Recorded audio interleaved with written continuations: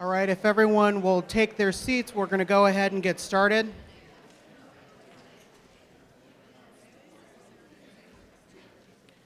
So, good evening to the community members and for the viewing audience. Tonight's D-BRAC meeting members, good evening and welcome. So in your packets tonight, you have a number of documents that we'll go through over the course of the meeting tonight. After public comment, we have a few sets of meeting notes that we'll hopefully adopt this evening. We'll spend a little bit of time debriefing the Westside Community Forum that members attended last night at Wilson High School. We're also going to hear some updated data, get some clarity on some, sorry about that. So in addition, what we're going to do is staff are going to give some clarification and some updates on some of the data requests that we've asked for, so there's some built-in time for that. And then the main substantive agenda item for the evening is looking at version 2 of our preliminary recommendations for the superintendent on enrollment balancing. Members, I believe you got this version of the document earlier today, and so both Pamela and I will explain how some of the changes, or we hope that the changes that you'll see in the document tonight are hopefully reflective of the comments that you all gave on both version 1 in electronic form as well as at our meeting last week. So with that, I'm going to turn it over to our facilitator, Jim Jacks, to facilitate public comment. Thank you. My name is Jim Jacks. I work at Portland State University, and I'm the facilitator for D-BRAC meetings. And I noticed a lot of new faces. I want to explain how public comment is going to work. First off, we've got many more cards than we have time to hear from people. Now, the good news is this is not your only chance to provide feedback to D-BRAC as a committee. There are green cards that you can provide written comment and turn those in. You can go to the PPS website and provide written comment, and that'll become part of the D-BRAC record. Whatever D-BRAC sends to the superintendent will send something to the school board, and they will have a normal public involvement process as with any school board topics. So there are opportunities in the future for you to weigh in on this. So the microphone is right here. I'll call a person and then the next person after that so that you're ready. And we have a timer here. And for each speaker, I'll flip it over and I'll be kind of down on one knee here. And when you have about 30 seconds left, I'll wave the yellow card. And then when I stand up, it is your turn to finish up. So we're going to try 1 minute tonight. We've got a lot of cards, and what we're trying to do is prioritize at least hearing from each school once. And so 1 minute will give us a whole lot more opportunity to hear from a variety of schools. So I'm looking around for our Spanish interpreter. Sergey. So we're going to have a quick announcement in Spanish. Yep, yo soy Sergio, soy el intérprete de esta noche por si necesitan traducción. Por favor, aquí estoy, déjenme saber. Gracias. Thank you. So the first couple of people, and when you come forward, say the name and the school that you're affiliated with.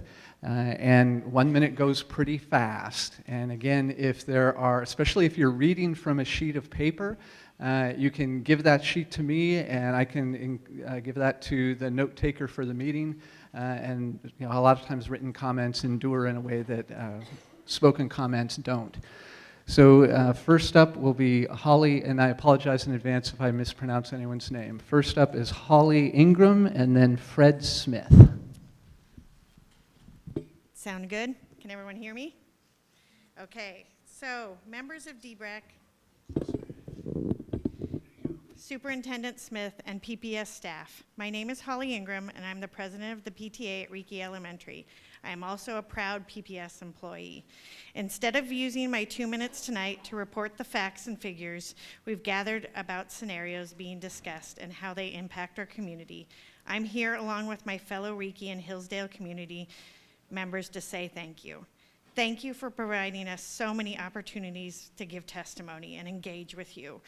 You've extended us meetings to allow for additional time, additional comments, and responded to hundreds of emails. Thank you for your transparency in this process. You have shared the data and made the process clear. Thank you for listening to us. We feel heard.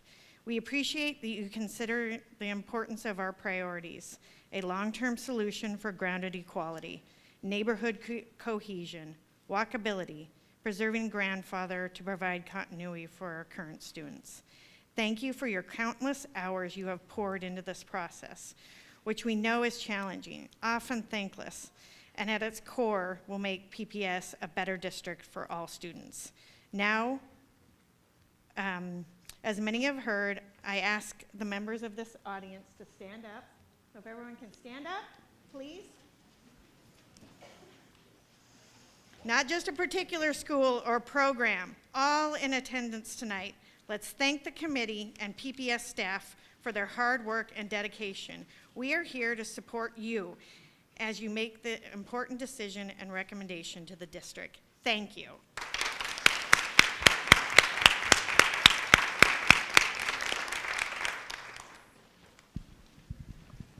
Thank you, Fred Smith, and then Dan Watson.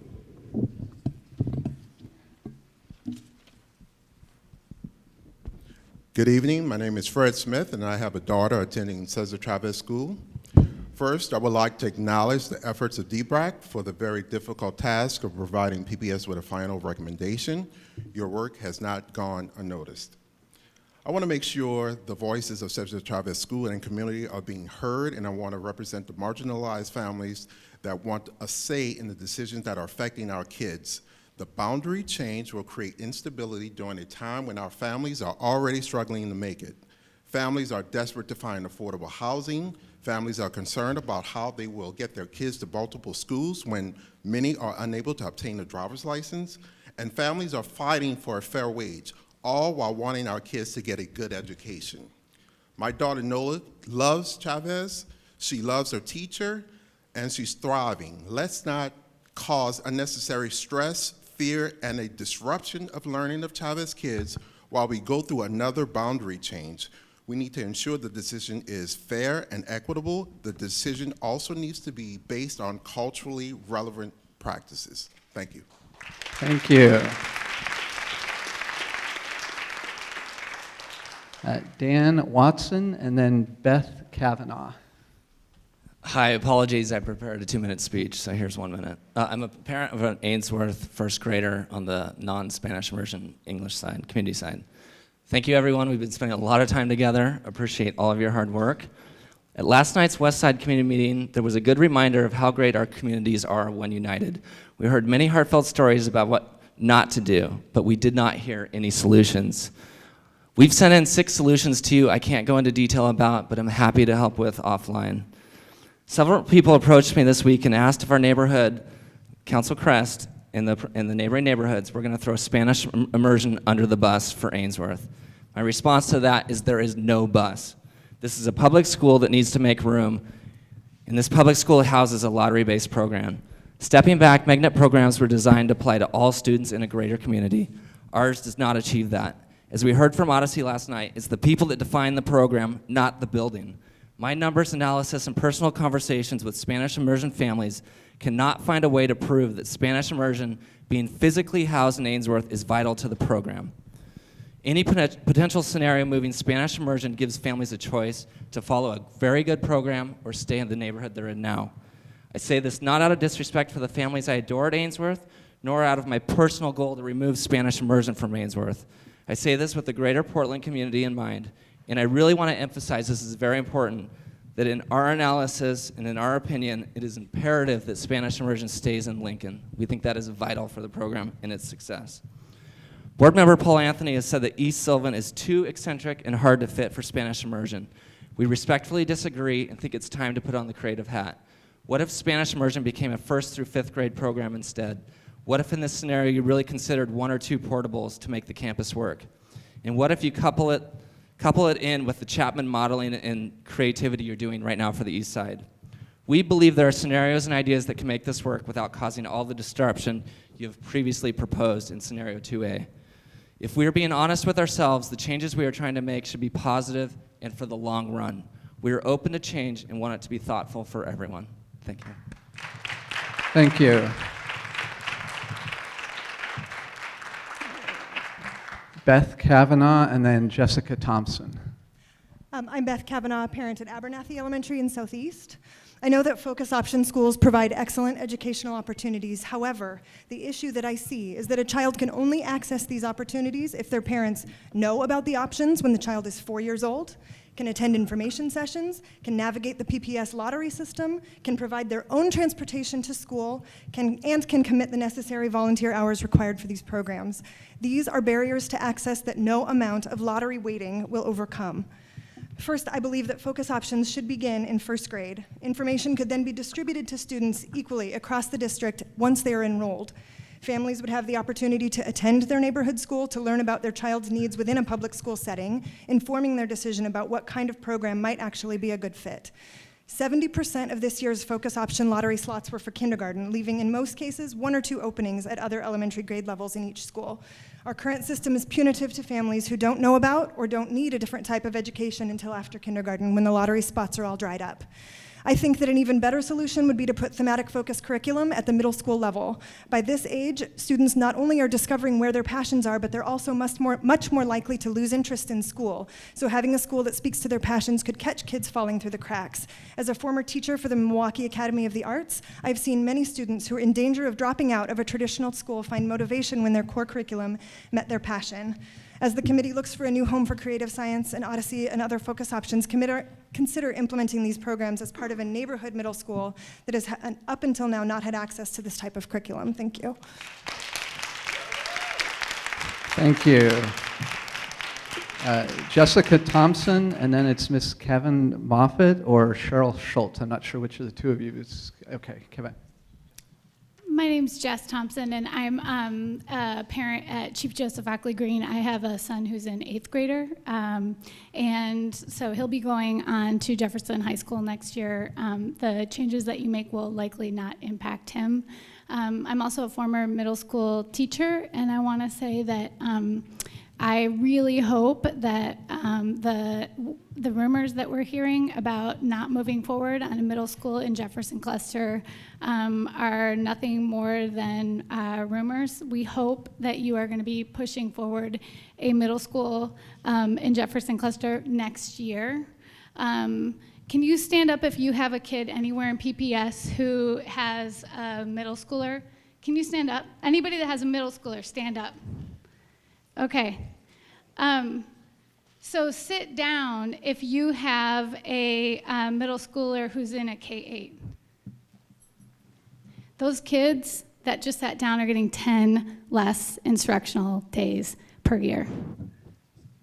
My kid's one of those kids, also likely not to have compacted math, a third of the electives. This is an opportunity gap. If you look at it across race and class lines, you already know who's going to be left behind. Please make the change next year. Thanks.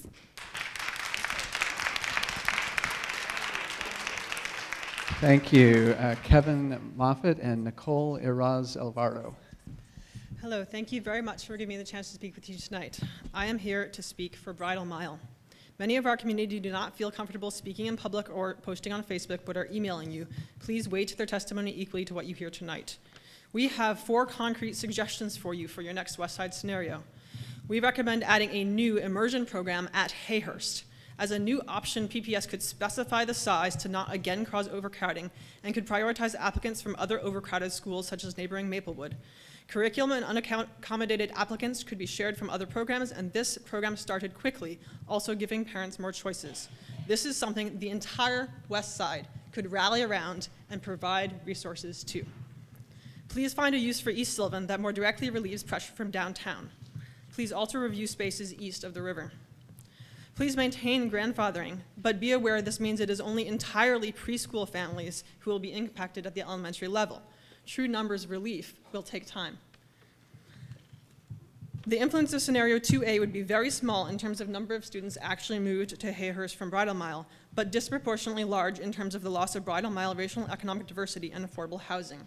This move doesn't add up. We are begging you to let Bridal Mile do our part without cutting off a few of our families. Thank you very much. Thank you. Nicole, and then Scott Sauls. Good evening. My name is Nicole Irozzolardo, and I am the Scott School PTA Secretary. I've given testimony before, so I'll try to be brief and reiterate some of the challenges of boundary changes at Scott and Title I schools in general. So Scott's a majority Latino population, and our immersion program is our lifeline to the immigrants at our school. This is our top priority. We've been clear about that, and we've been disappointed to see a lack of clarity or commitment about immersion programs in the D-BRAC discussion up to date. Second, everyone at Scott wants to see a stronger mid-level program. In fact, I think that's true for all Title I K-8 schools. Our K-8 students have suffered long enough with substandard programming, and this needs to change immediately, regardless of the timeline of boundary changes. Number three, we understand that meeting these two priorities I just mentioned is really hard in a building of our size, so we begrudgingly accept that K-5 if we can actually get a better situation.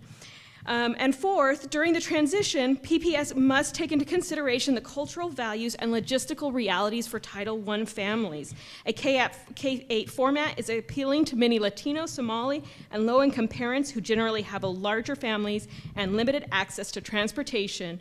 They perceive K-8 as a safer environment for their kids. So how is PPS going to support our families in the transition? Thank you. Scott Sauls, and then Richard Grenstead, CJOG. Hey, how's it going? I got you guys some handouts.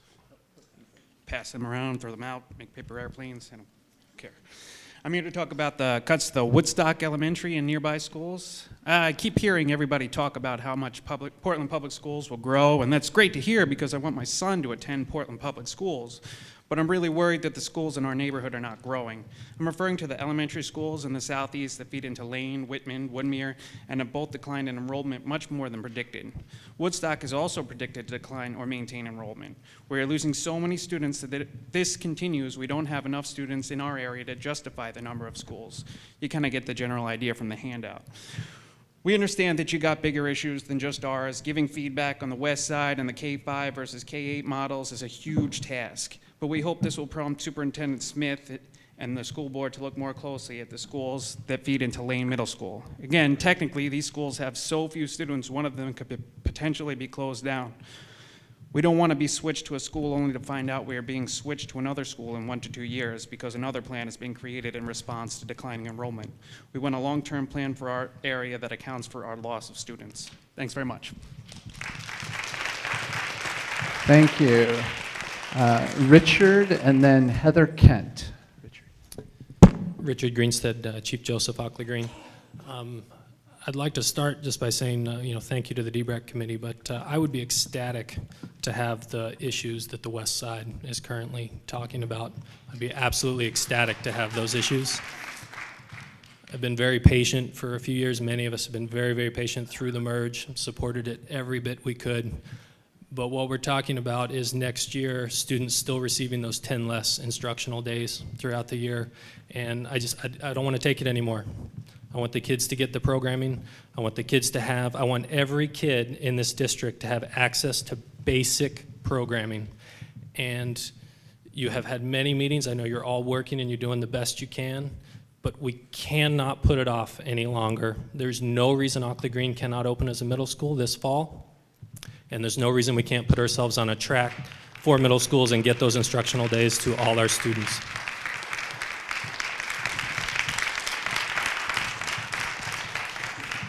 Heather Kent, and then Elsie Eden. Hi, D-BRAC. Thanks so much for all your work. Heather Kent, Access PTA. Got our t-shirts on tonight. Wanted to join the club. Over the past few weeks, we've become pretty hopeful as we've seen a vision for the Jefferson cluster emerge from the community that looks like it could meet the needs of neighborhood families and also provide a potential answer for access. We won't support solutions that continue the displacement of North and Northeast Portland community, but we hope it's not too much to ask for a home that meets the needs of our community. as well. So with its central location and size, we believe Humboldt may be emerging as such a place, and we very much support that option. Intellectual giftedness transcends race and class, and the parents at Access have been working with the school administration and the TAG office and community leaders to continue to make our school open and welcoming to people from all over this district.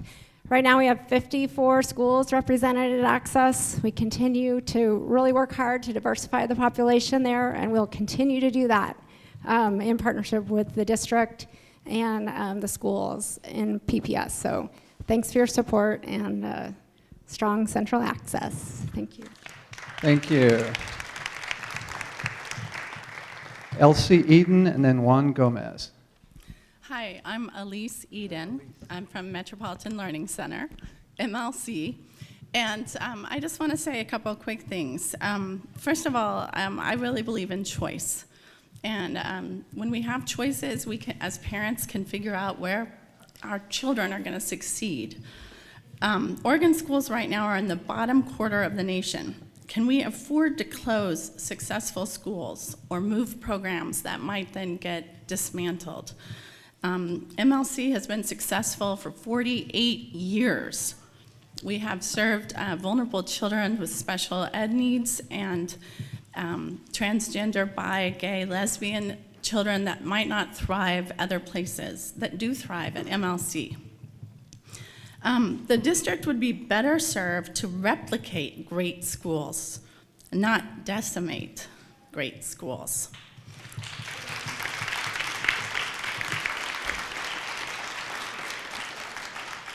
MLC and Ainsworth Spanish Immersion Program both have waiting lists. I know they both are models that work. So I want to just skip ahead and say, let's look for solutions. Solutions that we agree on, like building a new school at the post office in Northwest to alleviate Chapman.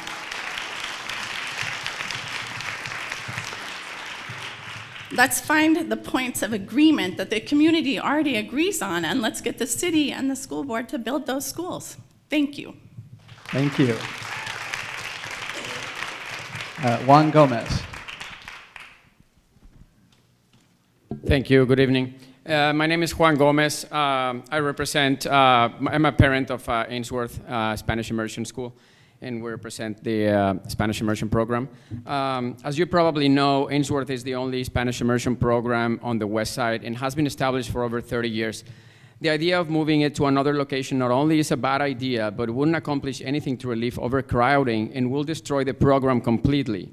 We would lose all the extras that we have been able to fundraise over the years, like music, library, counseling, etc. Also, Robert Gray and Wilson don't have a Spanish immersion program, so how can you expect those schools to support the program in middle school and high school? We understand that the overcrowding issue in other schools on the West Side is a reality, but we urge you to work with city leaders and PPS together to come up with long-term solutions, not just a short-term Band-Aid fix. Please, we urge you to reconsider your proposal. We urge you to reconsider your proposal to move the Spanish immersion program out of Ainsworth and keep it as it is.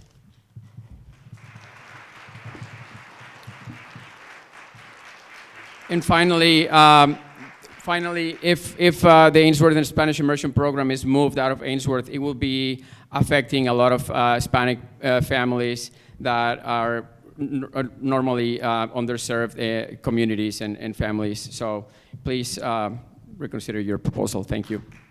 Thank you.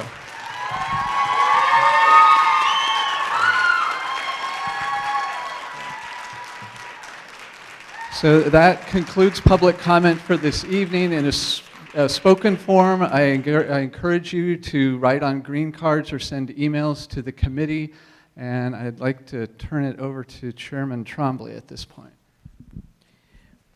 Thanks. So Judy, just to check in, so can you remind me again which sets of meeting notes we have to approve? Because I think we have a sizable docket. I want to make sure we get them taken care of. We have a total of 5 meeting minutes now, but you haven't seen 2 of them yet. So we're going back to December meetings and our January 9th meeting. And those are copies that were distributed to folks electronically. I don't have copies on the table right now. If you think we could get to that tonight, I guess what I would need to know, here's what I would ask. Do people need copies, need to read the minutes? They're each about 6 pages long because they include all of the public comment, and we haven't set aside time for that read at the table. If so, maybe we would want to move that to the end and see if we have time at the end of the agenda and we could get some copies for you to read. If people have read them, I haven't seen any submitted changes, so that's where we're at in terms of approval.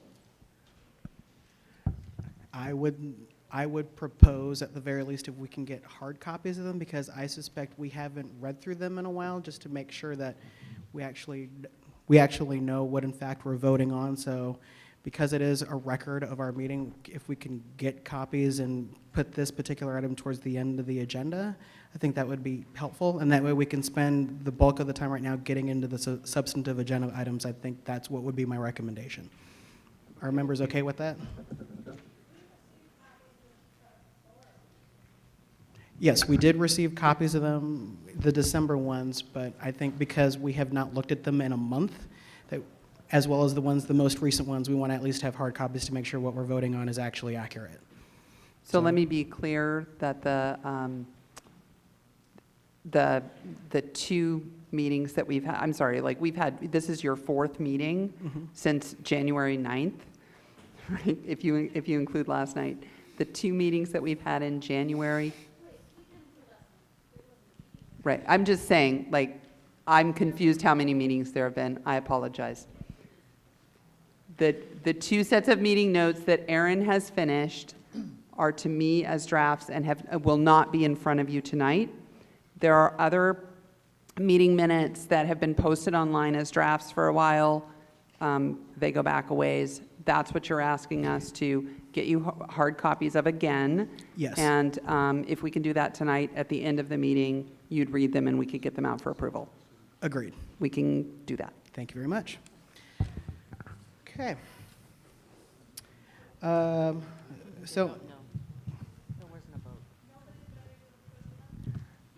haven't looked. All right, are folks ready to at least adopt the minutes from December? Can I see green cards if you're ready to adopt the minutes from December? I'm going to abstain. All right. We can come back to it later. Let's come back to it later. Okay, so in the interim, I'm going to turn it over to, I think, Jim to help us facilitate at least 10 minutes of time to talk through and debrief what we heard at the meeting at Wilson for feedback on the Westside boundary proposal.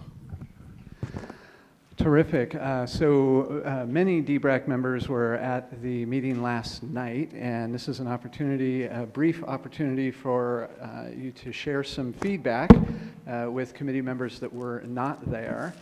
And we could just go around the table, or if people who were there have some particular things they'd like to share with the committee, we could do that. So for folks that were there, does anybody want to share something with the committee?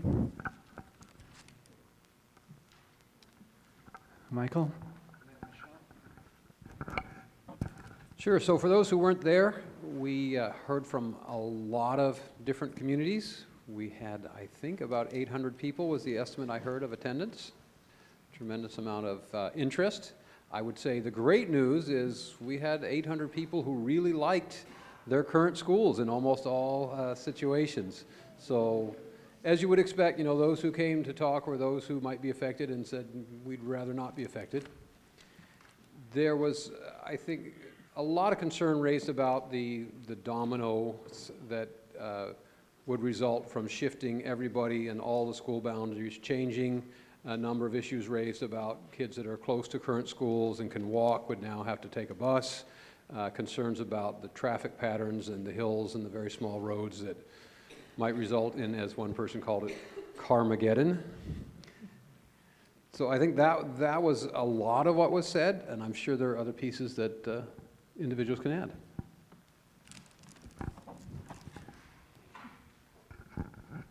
add. I think you pretty much did a good summary. The transportation issues are the things that really stuck out for me. I didn't drive over there. I live on the east side, and I had a chauffeur take me, Scott, and I got confused upon leaving. I was like, aren't we going the wrong way? He's like, no.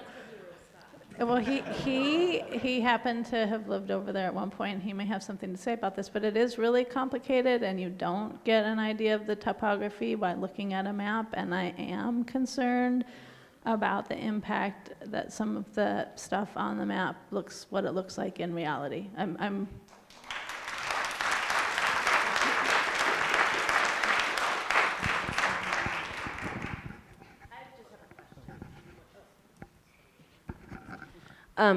I think Michael answered this, but Matthew, last time you asked the Westside population to come to the table with solutions, not just, we don't want our school to change, because that's not necessarily realistic. Anybody who went, were there options? Did that happen? So, two things before I get to that. On the transportation piece, I'm probably one of the few East Side residents who knows where Chesapeake Avenue is. It is a one-lane goat path at about a 45-degree angle. And short of going a long way around, it's the only way to get from Healy Heights down to, so I should have known that when it came up, but now it's like, oh yeah, I've been there, I know that. So yeah, I just want to agree, there's big transportation issues, the topography is interesting. In terms of the testimony there, somebody did a great, if you're on Facebook, I'm sorry, I can't remember who, did a great blow-by-blow summary of the testimony, so that's available.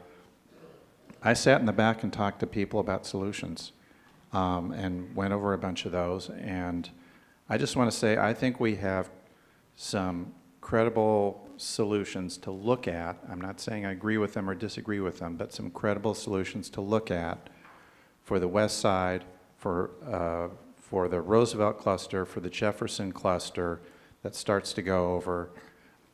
I think with a couple of hours of work of vetting those, that we could have a pretty credible proposal in terms of alignment for Northeast, North, and the West Side. I'm not saying it'll be easy, but I think the community is way ahead of us, frankly, at this point.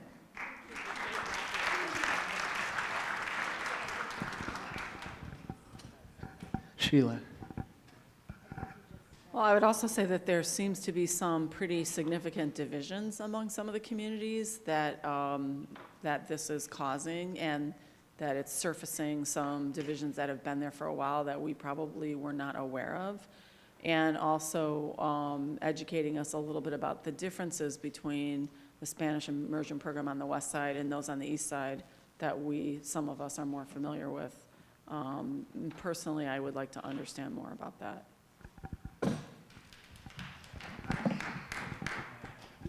Tony. Yeah, obviously transportation was a big one. Grandfathering, I heard numerous times. The dual assignment for Bridal Mile came up at least again, and I've heard that a number of times. I heard if you do this, we don't want to have to do it again in 3 years, and I've heard that a number of times. I'm just scrolling through my notes. I don't want to repeat. That's probably it. Any other last comment from Jason? So a couple of things. One is, I think in hearing from the Ainsworth community as a whole, that tension between the neighborhood side of the school and as well as the Spanish immersion side of the school.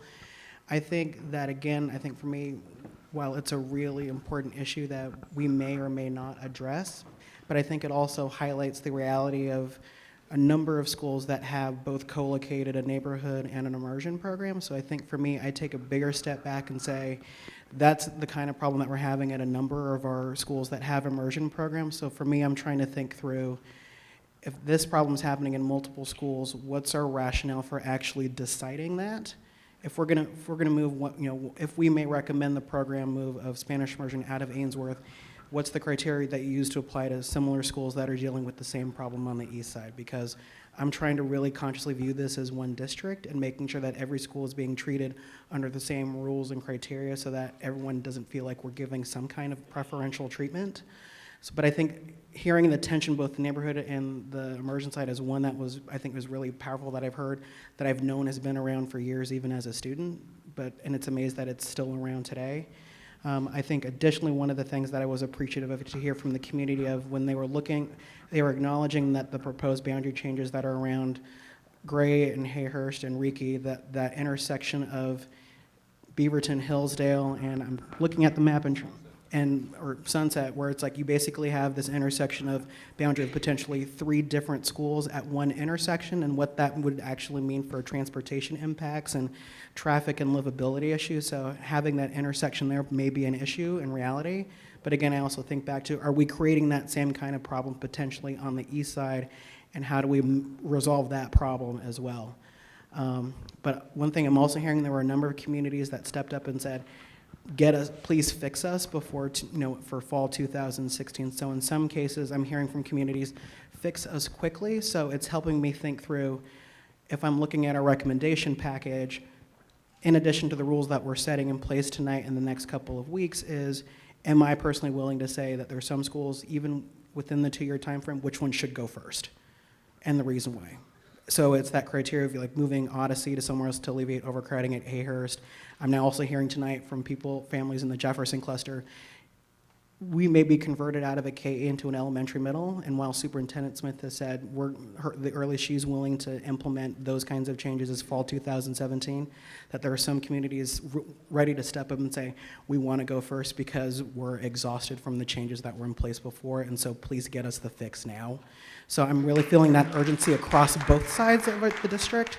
And so I think that families that are stepping up and saying that, it's really helpful for me to say, as a system, there are problems on both sides. And I think we're realizing that the problems you may have in one neighborhood are in the same things that are happening on the east side. So I think it's making me realize that as a system, we're all experiencing some degree of pain, and some places it's the same and some places it's different.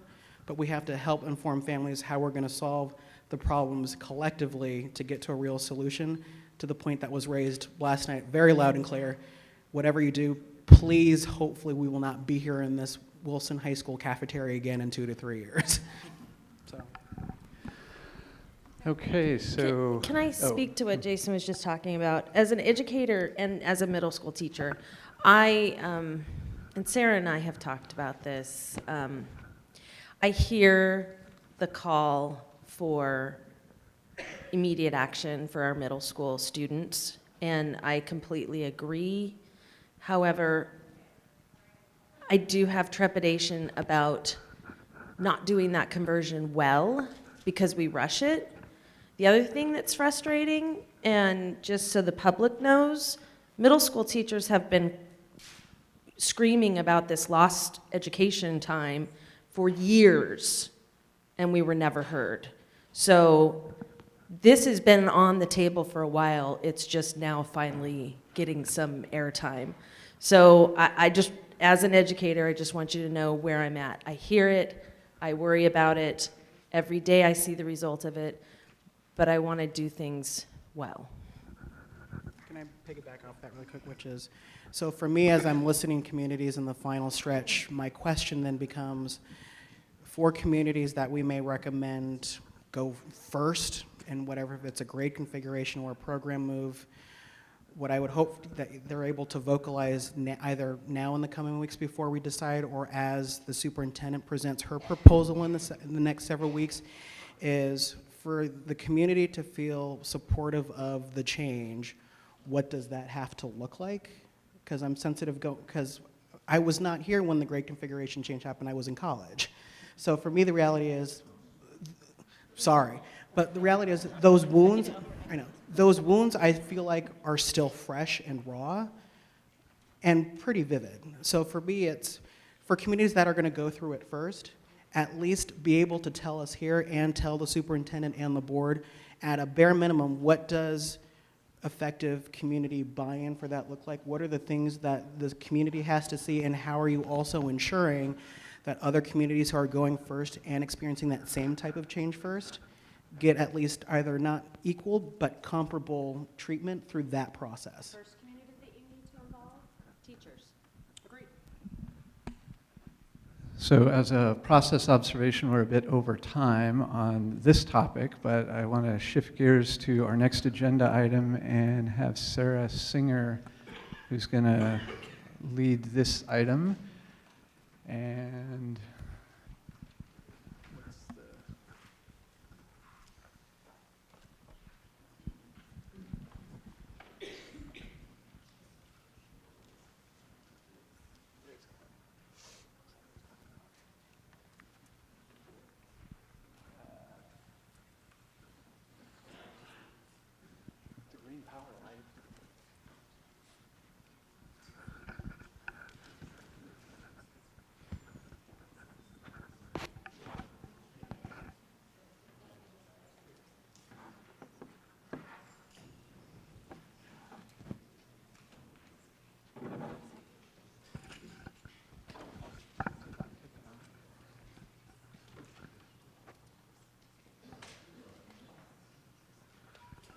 it's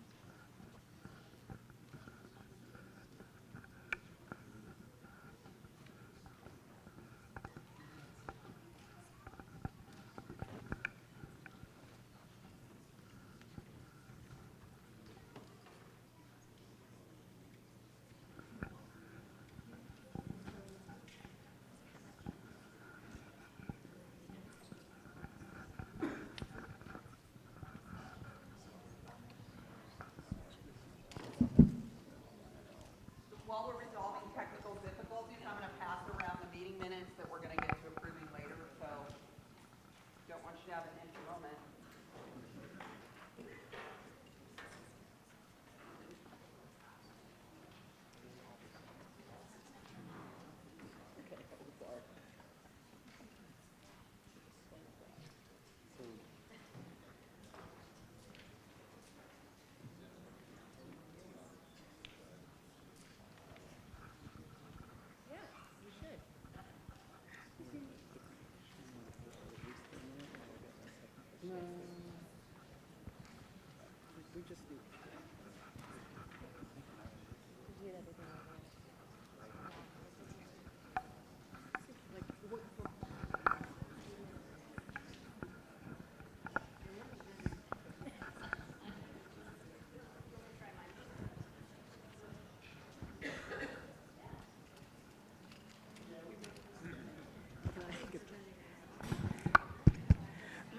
So ladies and gentlemen, I'm truly sorry for the technical difficulties with the projector. So as we're waiting for the computer to go up, I will, as chair, I'm going to take the 1 second privilege that I get to personally tout that on Saturday, we found out that both the Grant and Lincoln High School Constitution teams will be competing at the national competition in April. So, and I also just wanted to say that this is the first time that both teams will be advancing to nationals, as well as the fact that at the regional competition this year, this was the first time we had Lincoln, Grant, Franklin, Wilson, and Madison Constitution teams. And we also found out that Cleveland has started up a new team this year. And I have also publicly pledged to help start up a team at Roosevelt. So with that, and then we also learned that Lincoln, Grant, Franklin, and Wilson advanced to the state final. So by my count, this is the largest PPS showing of high school Constitution teams in the 29-year history of the program. So I just wanted to say that our kids are really doing good work, and I'm thankful to all of the community members that are working hard to really help ensure that we have all of these kinds of programs in every single cluster of our system.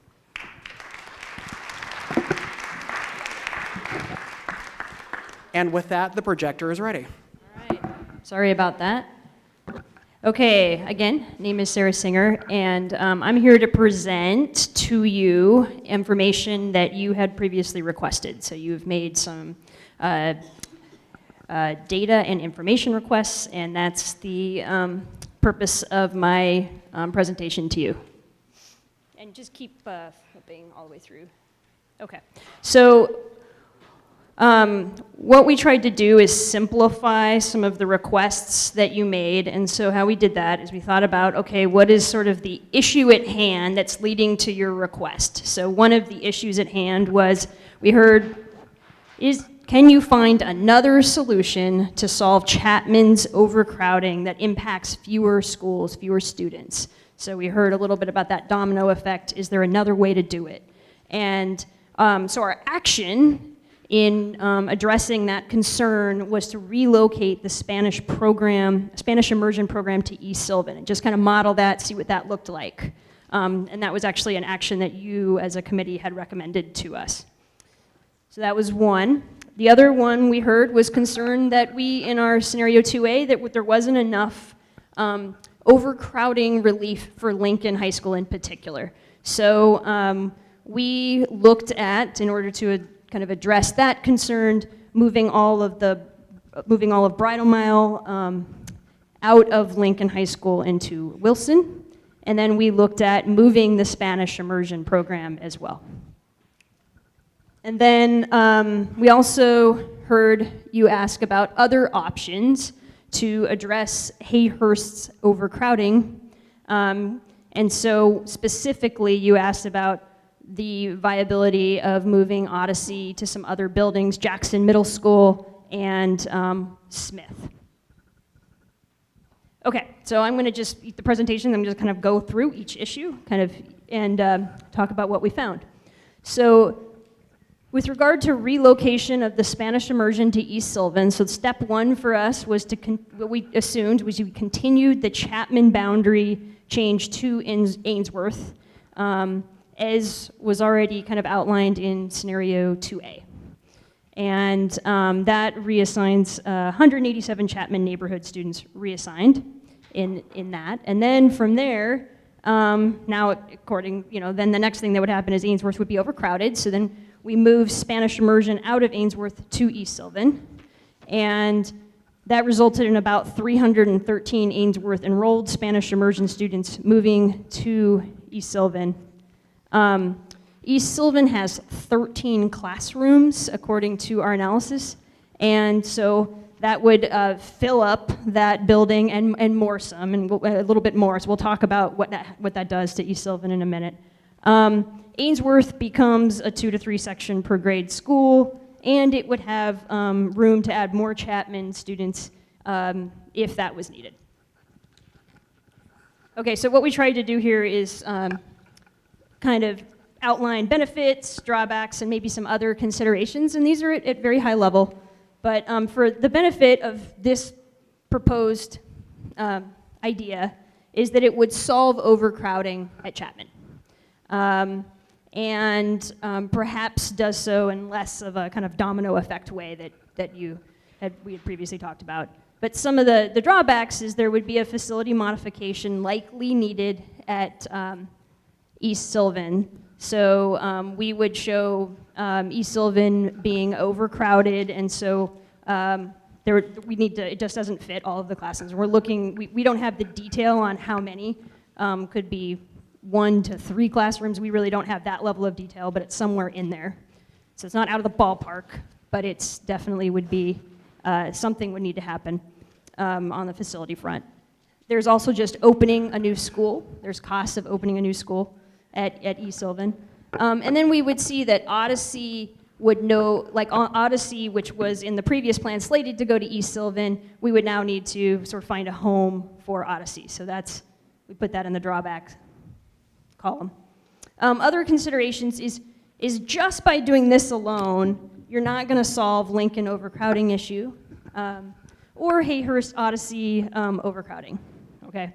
And the other thing just to note is when you're doing a kind of a program change like this, we may have some short-term attrition from current families due to the program move. So what I mean by that is it's not for sure that the existing kind of Spanish immersion students who are at Ainsworth would all necessarily go to the new sort of East Sylvan Spanish immersion school.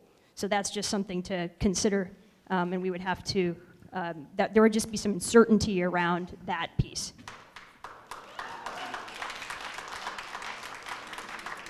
Okay, so that was our kind of quick overview of the Spanish immersion piece. Then we looked at greater relief for Lincoln overcrowding, and we looked at a couple of different options here. So the first was moving Bridle Mile neighborhood 6 through 12 students to Gray Wilson. So you would just imagine a feeder pattern of Bridle Mile, Gray, Wilson. So that would be the feeder pattern. Another option is move Bridle Mile neighborhood 9 through 12 students to Wilson. So the feeder pattern there would be Bridle Mile, West Sylvan, Wilson. So that creates a split feeder, but at a higher grade level. So it was split in the 8th to 9th grade area, which we do have other examples of those on the east side. So, and then the last option is looking at, back to the Spanish immersion conversation, moving Spanish immersion from West Sylvan Lincoln to a new feeder pattern of kind of Gray Wilson. Okay, so some benefits, drawbacks, and considerations of each of those options.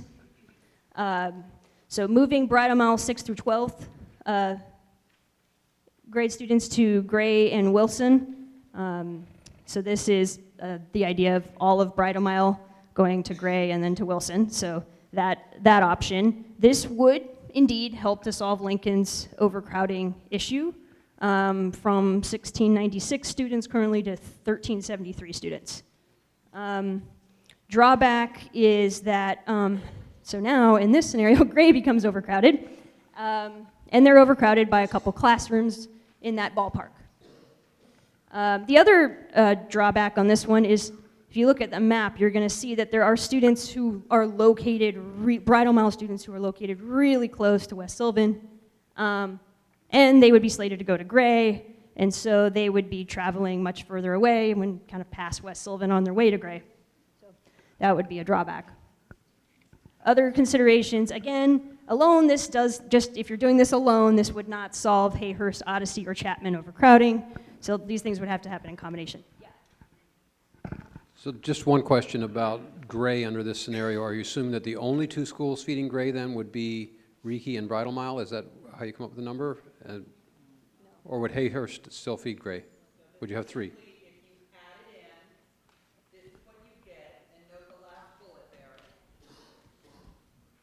So the drawback of the essential change, just that change alone, is that the receiving middle school doesn't have enough room, the way it's configured right now, to absorb all these kids.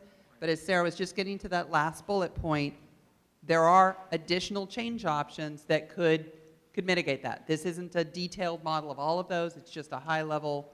Well, that was just my question is, right now there are 3 schools feeding Gray. Is this with 4 schools feeding Gray? Well, no, I'm sorry. So it starts from scenario 2A. So it starts from Reiki and Hayhurst being the feeder schools and adds Bridle Mile. It assumes that Maplewood would still be part of Jackson. Sorry if I missed that. Got it. That was my question. Okay. And so, yes, as Judy alluded to, so now Gray's overcrowded, so we'd have to do, something would have to happen to alleviate the overcrowding at Gray. So that would either be boundary changes, it would be facility changes, etc. Okay, so then moving Bridal Mile neighborhood 9 through 12 students to Wilson. So this is the this kind of the split feeder option that I talked a little bit about. So again,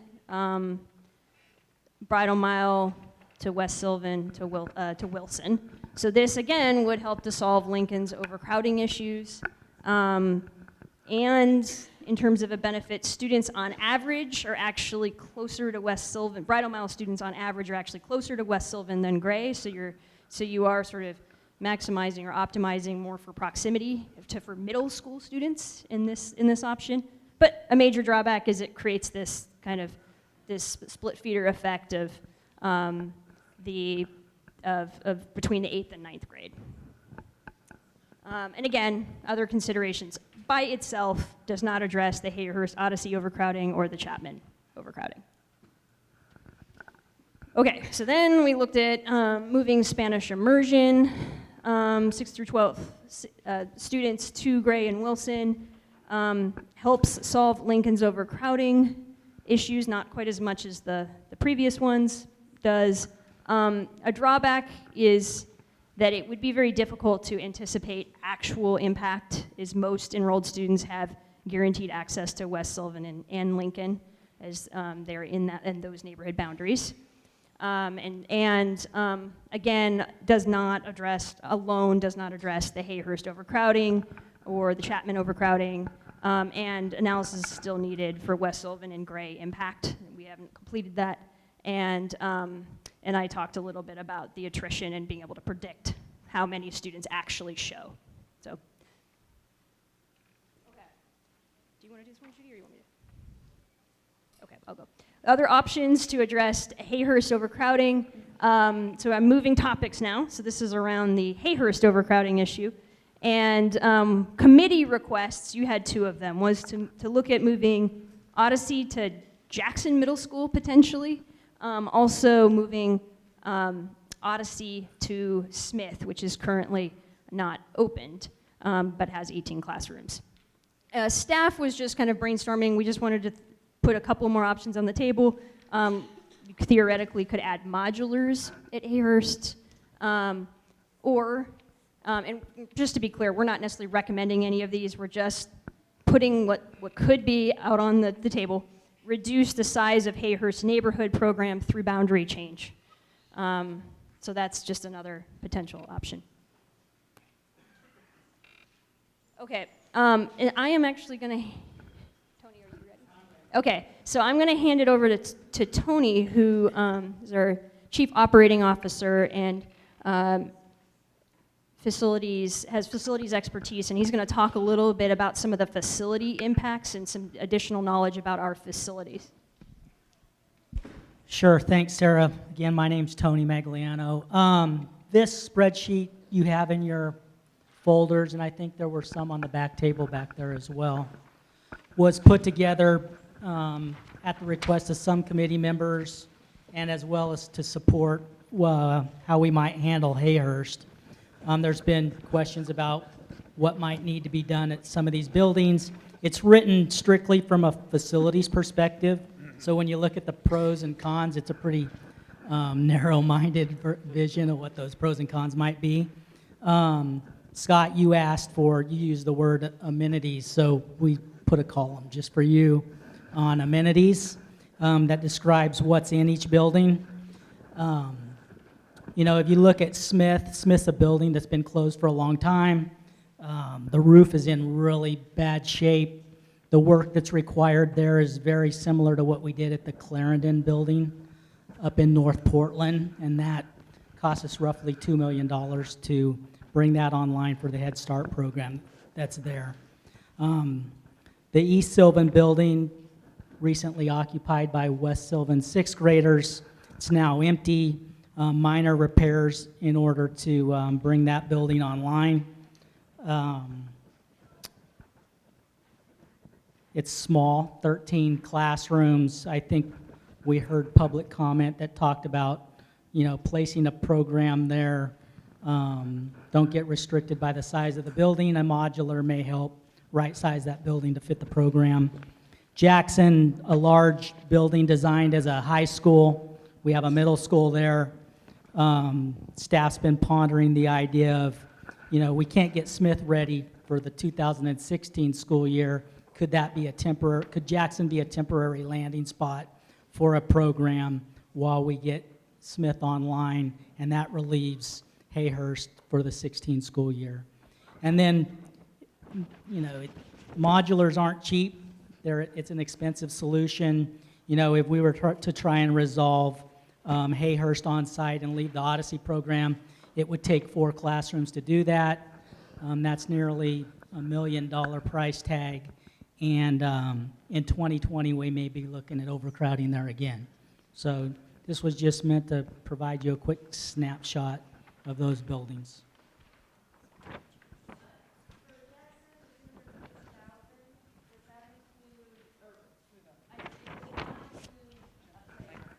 It does include the cost of putting a playground, so play equipment.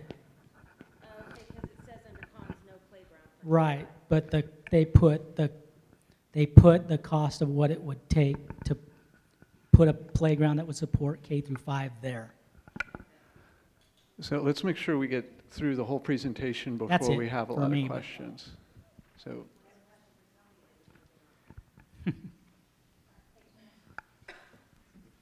Okay, and so I'm going to talk about some of the preliminary program impacts of the Hayhurst, some of the Hayhurst ideas, and note that we also had kind of brief discussions with the administrators at the buildings. We'd need way more analysis, but just to give you kind of a sense of what they said as well. So one thing to think about is when you have a standalone site, it requires additional administrative support and operational resources. So typically you're going to need you're going to need an administrator, typically you're going to need a secretary, you're going to need custodial support, and I would say that's a minimum, and probably more than this, and we're still working the numbers, but you're looking at least $300,000 a year type thing for just that. Okay, so know that just operating a standalone site is there's costs associated with that, and those are ongoing. So they're not one-time costs. So standalone sites also may be harder to fully staff for electives or student supports. That's especially the case if it's smaller in enrollment versus sort of co-located sites where occasionally you can share some resources. So there are some existing programs. There's like an early childhood program that would need to be relocated from Jackson to accommodate Odyssey. So in order to kind of make room, there is some programs that exist there. They're smaller, but they would need to be relocated. And then Jackson and Odyssey administrators have shared concerns, initial concerns about co-locating the program, Odyssey and Jackson together. I think one of the big concerns was you have kind of these mostly younger K-5 students in a large middle school, and at the moment they're not just sort of not, they haven't been set up to do that.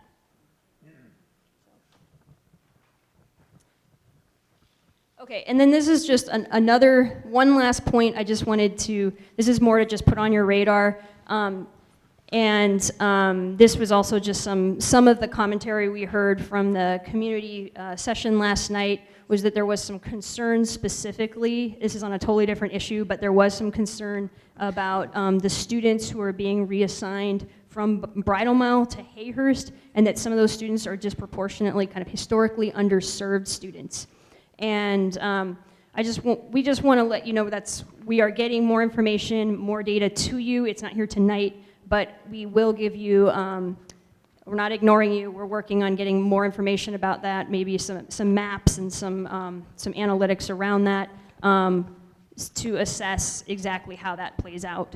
So that's forthcoming.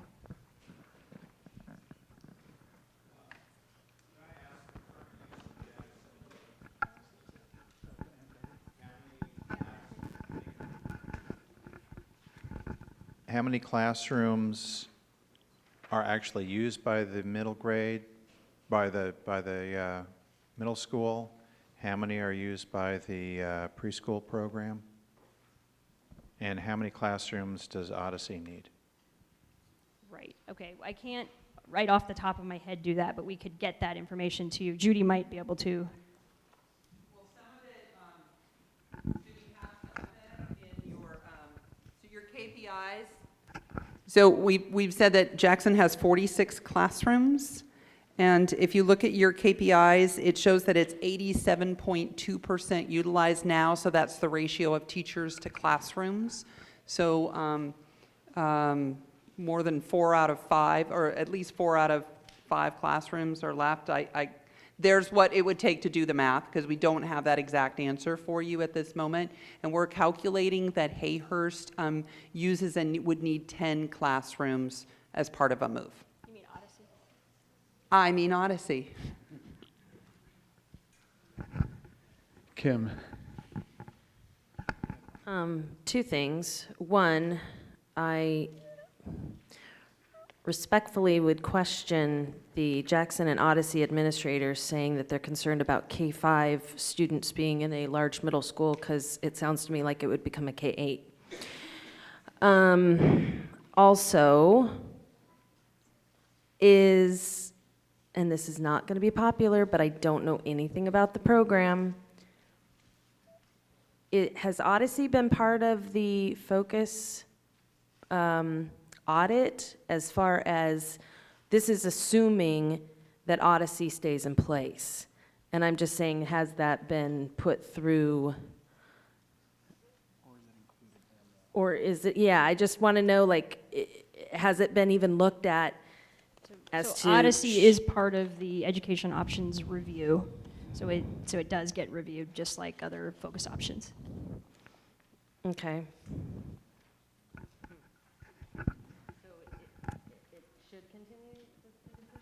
Yeah, so what we are saying around focus options schools is there's no plan to close focus options schools in this process. So Odyssey would be in that category. So I'm wondering if you can scroll back to the Move Spanish Immersion 612 students to Gray Wilson. Thank you. So I'm trying to understand how many non-neighborhood students are participating in the Ainsworth Spanish Immersion program.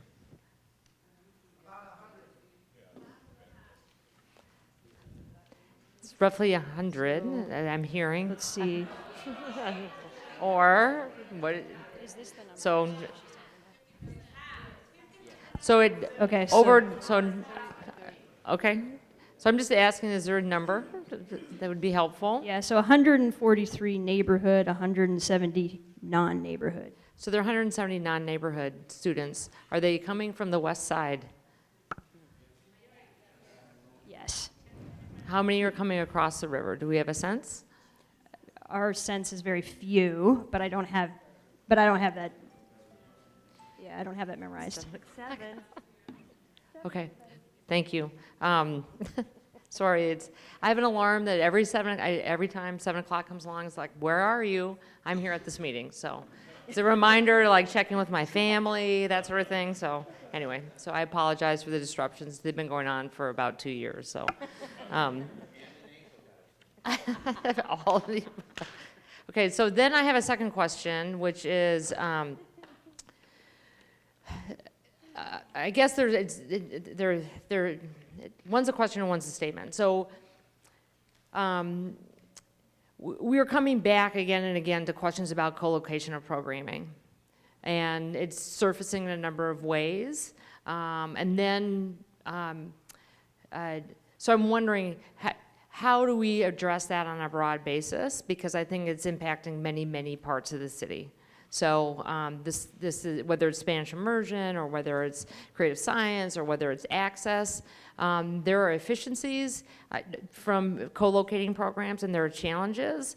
And I think that I'm not sure that we have teased that out, at least, you know, what those pieces are. So I'm not sure if that's in our peer review to do, and if it's not, that's great, just to say it's not part of our decision-making process. If it is, then I think it's worth some discussion. So that's a question statement. And then I think the last thing too that I'm trying to remember as a committee, this is going to become an ongoing process, right? So I'm wrestling personally with trying to figure out how much of the decision we can make immediately, and how much does this say we've talked about implementation being in sequence. I'm wondering where this is going to fall with some of these pieces. So we have a focus option review that's happening. We're talking about dual language immersion that's having some fairly significant impacts. We have not spent a lot of time talking about what this impact looks like as it flows to high schools. So I'm trying to get a sense of where are we in saying these are the decisions that need to happen now, these are the decisions that would happen next, and then a review would look like something on a regular basis, and if that will help us frame some of the recommendations moving forward. So I'm making a time observation here. Let's spend about another 2 or 3 minutes on this and then move to the main agenda item. I just want to agree with Margaret in trying to understand what is and is not right now in our scope, because I would be prepared to tackle this Spanish immersion question if it was in our scope, but I don't know if it is. So I don't even know if I should ask.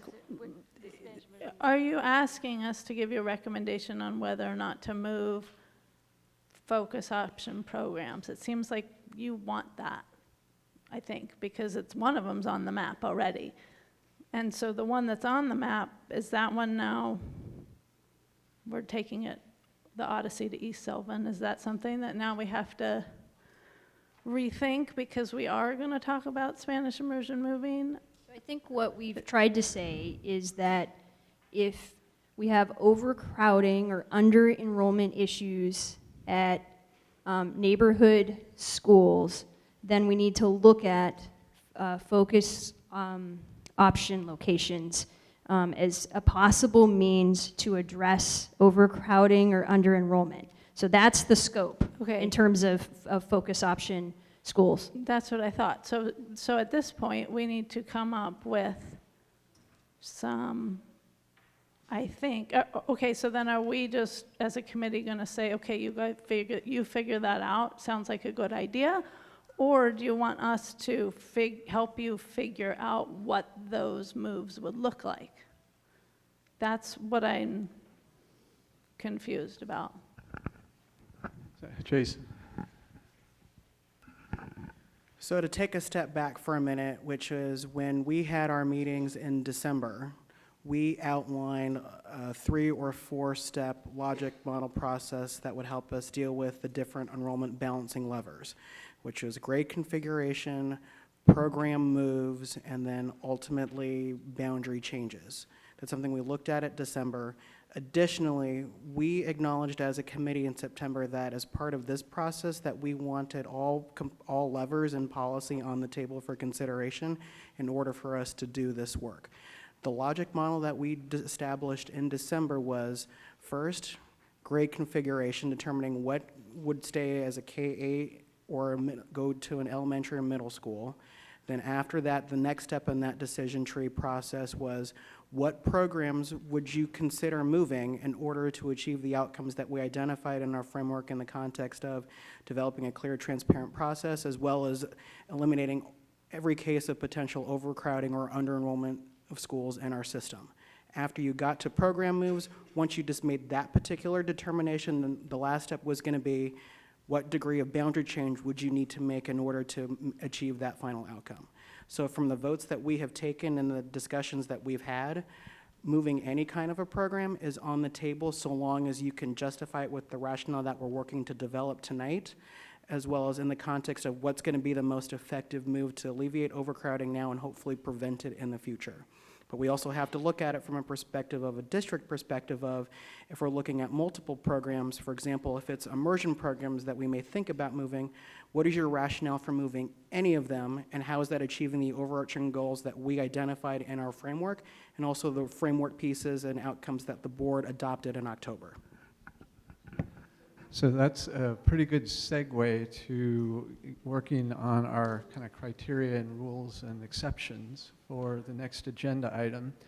And this is the bulk of the meeting, and maybe I should turn it over to Jason to do some framing of this. And everyone should, in your packets, have the latest draft of the criteria. Right. So first, I just wanted to say thanks to all of the members who provided comment on the document last week. What Pamela and I worked to do in the last couple of days was to try and resolve a number of those comments and points. We acknowledge they may not be perfect, and so some of the issues that we left unresolved are still identified in the track changes that you see in this version. So hopefully what we'll do tonight is those who are going to break into the different groups can find some way to resolve some of those issues, because we felt we didn't hear enough consensus or guidance. So hopefully the committee members can hopefully resolve those tonight. Also, what you're going to see is a couple of things. So the document that you have before you is anything that is in a font that is not black, so red or blue, are the new changes that Pamela and I put forth as potential resolutions to the issues raised in version 1. The other disclaimer I would just want to put on the onset, which is because at the time of drafting version 2 or making edits to it, we did not have the Westside Community Forum scheduled yet, and we hadn't heard feedback or comment from that meeting and those families and communities. Therefore, there were no substantive changes made to section 1, which is the Westside piece. So I just want you to know that piece remains unchanged from version 1 that you all saw last week. So that the intent is tonight and the final stretch of our meetings is that we'd be able to take the public comment that we've heard today and find a way to solve the questions that we've identified in the Westside piece. So just putting that out there. Starting on page 3, which is the criteria for middle schools, a couple of changes we included. Start at the bottom of page 3. Is that one value of middle schools is that we wanted to acknowledge the line here that says, as well as to develop relationships with adults such that each student is known by at least one educator. We felt that was a clarifying language as one of the points that a lot of community members have raised in terms of that a benefit of families that are seeing in K-AIDS is that students have the ability to actually be known by their peers as well as their teachers. So we wanted to make sure that that value was clarified because it was acknowledged at our meeting last week. If you flip to the back side on page 4 under the recommendations page, so we cleaned up a number of language components here. So the first thing that we did want to acknowledge, and I think this is a point that, Scott, I remember that you raised last week in terms of where you said you weren't dissenting on the issue of K-AIDS, but I think the point that you were trying to illustrate, and we tried to capture in the bullet point here under what is 1A. So what we acknowledge, and this is also a concern that Michelle raised in terms of what we're acknowledging as enrollment minimum of 450 is the minimum, but you also called out the point of the educational specifications sets kind of a target number for middle school facilities was 675. So we tried to address those points into this new language, which says D-BRAC recognizes that current PPS ed specs for new middle schools are to design schools to hold 675 students, and that given that large enrollment ranges at current middle schools, that we also recommend that PPS consider evaluating the feasibility of increasing that enrollment number as the floor, somewhere within that range. So what we're thinking is that we acknowledge that there are a number of middle schools that are on the low end of like under 400, in some cases at a very high end at 900. So there's a huge disparity in terms of the number of students in buildings, but it also impacts the number of programs and the degree of choice you have in the system. So we wanted to acknowledge that that number could be higher, but the other thing that we're acknowledging too is that you could potentially raise that number to increase enrollment and elective offerings, but the ultimate cap on that was going to be the actual size of the building, because what we're saying is based on one of our top 3 values of the actual healthy facilities, that you can have more kids, but it shouldn't impact a student's ability to access core and elective offerings, but they should also fit in with the building. So what we're saying is the 450 is the floor. If 675 is doable, but it maintains your level of program service offerings, go for it. If you can go higher, but it needs to stay within that range so long as it does not compromise a student's ability to access both core programs and the degree of choice that you get in your elective offering. So I think we try to acknowledge it as a floor with some flexibility, but with some clear alignment with the values that we've identified. Additionally, you'll see down in number 2, we tried to clean up acknowledgement on the section of trying to some extent call out some of the models that we've been presented with as a framework for some ways to solve the middle school kind of selection process. So we wanted to try and call out at least one of the models that we had seen in the Jefferson cluster. It's a first step. It's not a perfect acknowledgement. So if there's a way to improve that, we welcome a way to improve it. If you move on to page 5, which is the criteria now for K-8 school selection, so there are a couple of things here that we did resolve, and there's one point that's still unresolved. So the first thing that Pamela and I added to the K-8 section was the last line under the values section, which is the primary drive for this decision must be based on the ability of a school to offer a robust educational program to all students in the district, and not merely the ability of a single school to offer a robust program in their specific location. That then leads to what we're tightening up the language under the recommendation, which says, D-BRAC recommends that all schools convert to a K-5 middle school model unless the school can hold 3 sections per grade. And the clarifying language is because we thought that the facility language was unclear in version 1. So we're now adding the language that says in a maximum of 1 building at all grade levels, and that in the remaining K-8, that they do not impact the ability of other schools to convert to a successful K-5 or middle school. So we think that language not only tightens up the requirement for a K-8, what we're trying to see, but also acknowledges, I think, the point that we missed or didn't incorporate in version 1 of you can have a K-8 as so long as it also does not impact the ability to have healthy enrollment at the neighboring schools in that criteria. Additionally, one other thing to note here is the 2 exceptions that we've identified to the K-8 rule are staying in place at this time. So the geographic location of a facility or reconfiguration would result, and this is a piece that we wanted to clarify that was identified by Alice last week in terms of what you're actually constituting as significant distance or commute time. So we're saying something right now to the effect of like consistently greater than 1 hour and potentially unsafe commute time for students to any nearby middle school, and therefore at this time the exception to that, the exception school that falls under that rule at this time is Skyline. So we wanted to tighten up that language so it was clear and specific what we're trying to go for, because Alice's concern was not clarifying what significant distance or drive time could be incredibly subjective, and so we wanted to clarify exactly what that exception to the rule was. The one thing in this piece that is unresolved that I think we heard from but we weren't fully clear, and this is a point that Nisha identified, was the point specifically about what to do on Sunnyside, because I know we've heard from some community members, but we heard very clearly from staff on a clear recommendation, the teachers in that building. So we weren't fully clear as to what we should do with that particular recommendation, because there was discussion, but we didn't hear a clear consensus on what to do with that. So it remains as a comment to solve for the folks that are going to be in the K-8 discussion. And then lastly, if you flip back to the last page on page 6, there were 2 additional pieces that were identified that we may get to some extent, but we wanted to put it in now because there's been a lot of questions in terms of, as a result of this process, what are we going to do about citing of focus option schools? So we're acknowledging that some of the schools that need immediate homes now, that as a result of some recent scenarios, that they remain homeless given the areas that we're looking at changing. So just acknowledging that, and then I think a call out to a comment that Michelle made in the track changes last week of kind of what's the future scope of D-BRAC's work. So we put in some preliminary language and bullet points on what that future work could look like.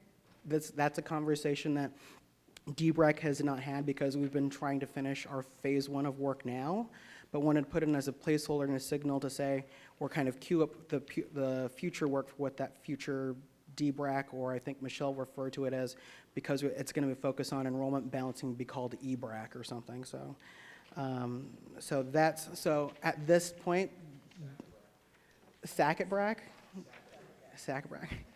or DACIT.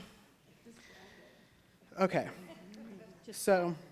So with that, that's just a very high overview of the changes both Pamela and I were able to hopefully resolve in the last few days. So with that, what I'm going to work to do with Jim is, because we've got, Westside, K in the middle schools, that this is a first step. I think the one thing we also acknowledge is that there are a number of scenarios and models and alternatives that community members have, presented to us, to which I'm really thankful because they've ground truthed and helped clarify a lot of the data. So I think as we move forward on this work in the coming weeks, how do we figure out and acknowledge, or appropriately acknowledge and consider the different scenarios as they relate to the rules that we're developing tonight for the entire system. So with that, I'm going to turn it over to Jim. So what we're going to do next is we're going to, like we did last week, is go around the table and hopefully figure out, where did we get it right? What changes still need to be made based on what you heard at our last meeting, so that we can hopefully find a way to tighten up the language in the different components, knowing that there's some work to go in terms of the west side, but to see where we are and where we're close and we need to continue to fine tune. So we'll start on this side and we'll just go all the way around, and if you can take about a minute, take as long as you need, but hopefully in about a minute you can cover the terrain around where are we on track and what, and if you've got some new information based on what you've heard, some potential changes. Hi, I think that the language around the preferred size of the middle schools is still confusing. There's a statement on page 3 that says, we recommend that the district have more and smaller middle schools, and yet we say later in the document that, about the 675 versus 450. So I think we just need to tighten that up a little bit more, and I'd be happy to try to help you with that. The other thing is that my recollection is that on page 5, with respect to the exceptions for K-8 schools, there was some desire to have some more specific language around the situation relating to Fabian, that, that we not just talk about it being a contract with outside partners, but that it's a integrated part of the design of the new school.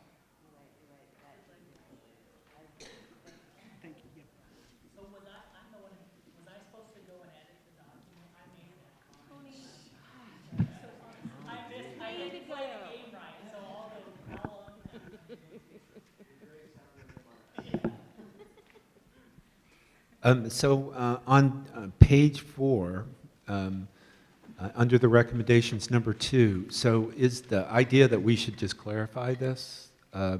Because I know it is unclear, but we were clearly talking about one section of North Portland and getting another middle school, so is that what the assignment is? I think so. Okay.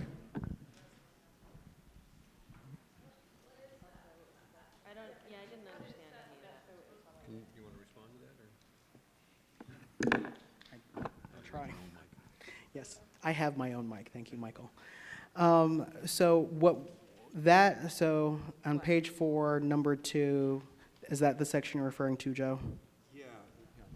I think what we were trying to look at a scenario where we had 3 middle schools spread amongst that group and could not figure that out. And so we were saying a fewer number, it may have been 4, I can't remember off the top of my head, but one less middle school in the mix, and we didn't come to a conclusion about which one, but it was that North Portland, we tried to get more smaller, that was our whole basis of our approach, and couldn't solve that and think that one fewer from scenario B, that's what we were looking at, would work. And I just wanted to also be clear that you can't you can't call it North Portland because North Portland's bigger than this little sub-area. That's where the confusion came in my head. The one area that caught me is on page 5. We have our recommendation. D-BRAC recommends that all schools convert to a K-5/middle school model unless, et cetera, 3 grades in a building, et cetera. And I think my observation is where we really came down to is we could kind of stop by saying we recommend that all schools convert to a K-5/middle unless there are compelling reasons for any other model.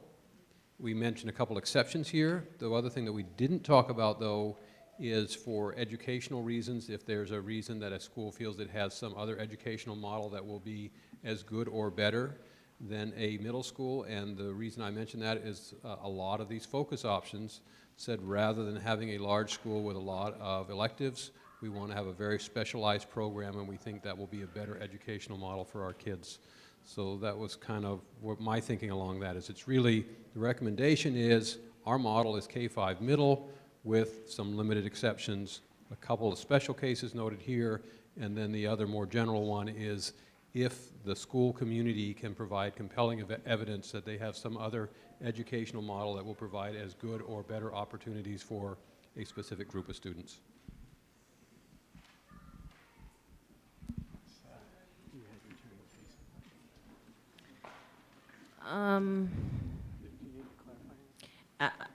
I'm sure that I am in the minority opinion here, but I'm getting mired in these focus option programs and doing all these fixes, including allowing language in there for exceptions to fit these specialized programs. I'm just, it leaves me kind of shaking my head. I don't necessarily, on page 3, I'm working on some language, but as well as to develop relationships with adults, such as each student is known by at least one educator. I get the thought behind that, but I think that that's a pretty low bar, so I'll work on some language. Same with the, on page 5, the value that you guys added about in the district, not merely the ability of a single school to offer a robust program in their specific location. I get what you're trying to say there, but something's got to change. Yeah, I'm playing with it. I too am that recommendation under the language about the K-5. I still feel like we're leaving a huge loophole there. And it's page 5, right there, the recommendations about the K-5 middle school, 3 sections per grade. That worries me. I'm not sure it gets to what we're trying to say. I'm just afraid that somebody's going to come back and be like, but it fit the criteria. Last but not least, oh, and Pamela, on the first page, I have some new language for the preamble. The future work, I don't see anything in here about high schools.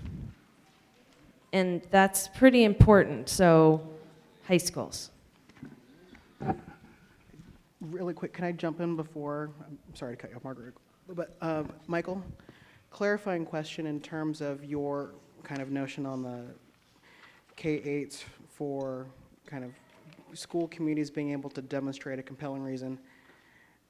That to me is, I understand it, but as a very open and subjective window. And so what we have tried, what would be helpful for me is what is that criteria exactly in which you would have a community try to demonstrate that they're meeting that exception so that they could stay at K-8? Because I go back to what we put in our framework of we wanted a very clear, transparent process, and so that communities could understand why the decision was being made. And I totally can understand the point of having communities at least having a window to say, we want to stay at K for reasons outside of the criteria, but it makes me nervous to give so much wiggle room when we need the district and the board to have a very clear measure of what they're holding every single school up to in terms of criteria and kind of a checklist process. That's the nervousness I get. So I would say if there's things that you have in mind that could clarify what that is, I'm open to it, but just having me just write clear and compelling makes me very nervous. Can I respond? Yeah. Okay, so my very brief response is, the reason I word it this way is certainly we're tasked with looking at boundaries. And as we've discussed, there are a whole lot of other things that go into making a very robust educational program for kids. And certainly we have a lot of exceptions, not just the two we list here. The one I'm most familiar with is Odyssey, which is, close to my neighborhood, and they have decided that a very small number of kids in a K-8 program with an experiential learning based on history trumps having all these electives that you could get with 6 sections in a middle school. And PPS has bought off on that, presumably. And a number of these others, like MLC, has a K through 12, and they say because of their specialized learning method for that group of kids, that trumps having 6 sections and having a lot of electives. And so I think if anyone else wants to come and say they want to have some model that's not our standard model, then the criteria's got to really be based on educational outcomes for the kids and not really almost nothing else. That was really what I was getting at. I get where you're coming from. I get where you're coming from.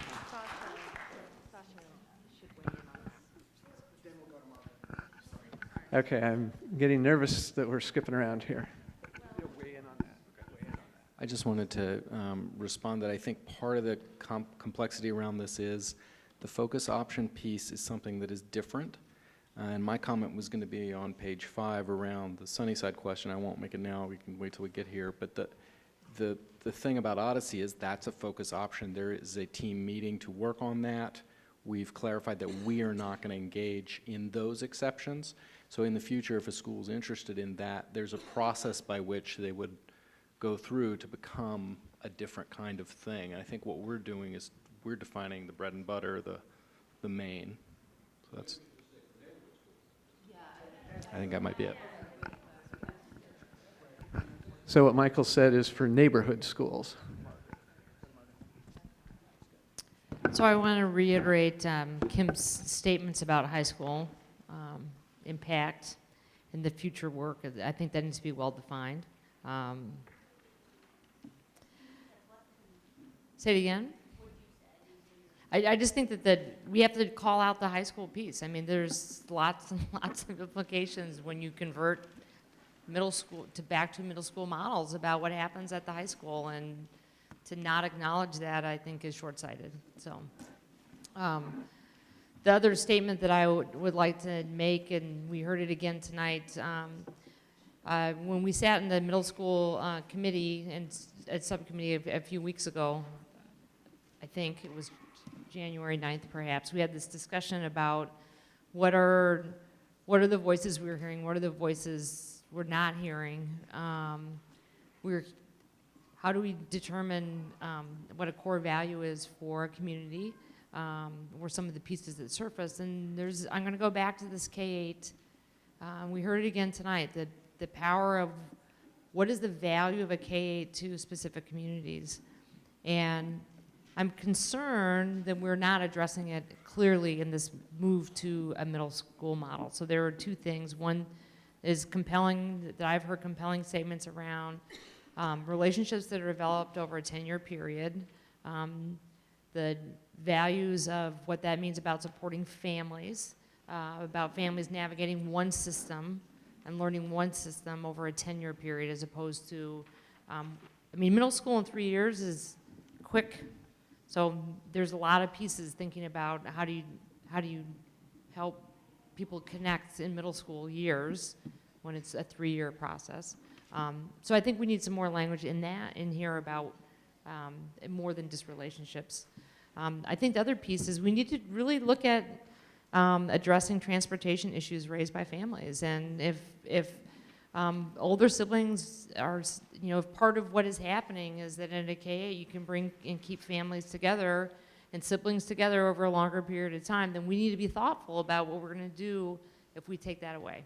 So speaking as a parent of students in K-8s, and I have an 8th grader and twin 4th graders, yeah, it's helpful for them to walk to and from school together, right? So I think part of what we need, this is more, we need to do more than what we've given in here. And I think there are cultural values that are somewhat at competing odds. One's around choice and electives and these other things, and then I think this is a different value, and we haven't heard enough to tease it out, or we need to say, we need to address it explicitly.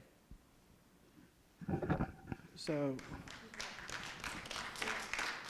Really quick, Margaret, to clarify, so this was a specific point that I know Alice raised as a track change comment in version 1.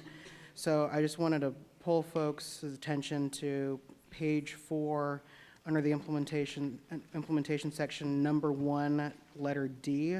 The original language said, "The board and district must work with schools and families to ease transportation between K-5s and middle schools." There's a bunch of new blue text, so I just wanted to read it because this was new language that we drafted. Transportation, both time and distance, have huge impacts on families. A student's ability to walk or bike to school or help their sibling get to school, or a parent's ability to be actively engaged in their school. These issues are enhanced when applying an equity lens on this issue where concerns are increased amongst our undocumented immigrant families. Thus, both the board and the district must work with schools and families to find solutions to eliminating this barrier when converting K-8 schools to K-5 and middle schools. I think we're getting there. I'm not sure that it's there yet, I guess is what I'm saying. And I think that when I look at the pieces that we had in North Portland in particular, you have to look at how close the schools are to each other, right? And so that's part of the challenge, that if you're looking at where are you going to have a middle school where the elementaries are close enough for this to be happening, it's really a challenge. And I think I just want to acknowledge that it's a challenge, and I think that I like the language and I appreciate that we're getting closer to it, but and I would love to work with Alice to see if we can come up with something that is, we continue to refine it. So I'm not going to comment on the document, but I really value everyone's input. It's really helpful, and to the extent that you can even suggest the beginning of language that would be more concrete or more respectful of cultural difference or whatever. These are really to try to surface the issues, and just please give me, the more concrete your feedback can be, the more helpful it will be to me to keep drafting for y'all. Thanks. So talking about the transportation issue, and still on that topic and the cultural values, I think what maybe language in here that we have to really always keep at the forefront is that we can't, we still have to offer the electives that kids maybe aren't having now. I mean, we can't lose sight of that we need to raise the bar on their preparation so that we're not trading one for the other. So if we keep a K-8 in some communities because of the transportation and the uniqueness to creating the community, is that we figure out ways to continue to offer those robust programs that they need. And then second, I don't see anywhere in the document what are we doing for programs, special ed programs?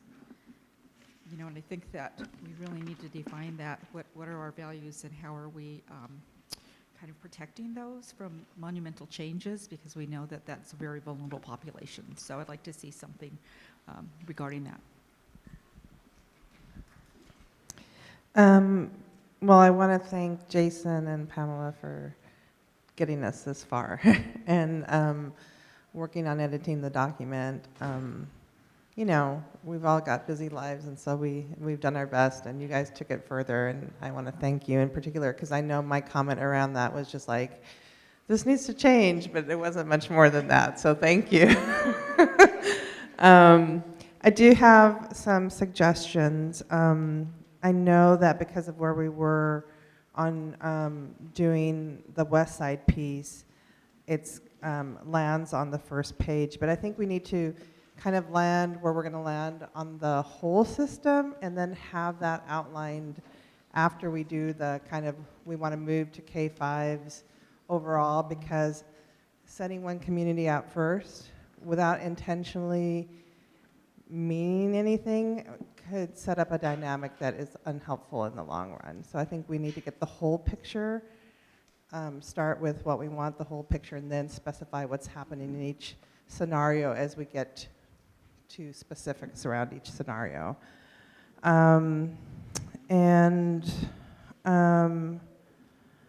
Let's see, page 3.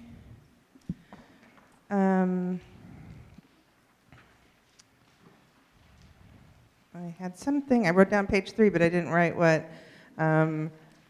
Again, I think similarly, is a little confusing whether the additional and unresolved questions only were meant on to clarify like the Westside scenario, which I think is where we landed on that before, but I think they might apply across the board. So if they do, it would be good to put it at the end of all the scenarios. And then I'd be happy to work on more language around the comment around 4 and 5. But I do think just right off the bat, because we did discuss in the small group around converting to K5s, that it needed to be a commitment, not just working with families, but that the district really needed to commit to finding solutions to that for families. And I do appreciate Margaret's comments around and Julie's comments around it shouldn't be a trade-off.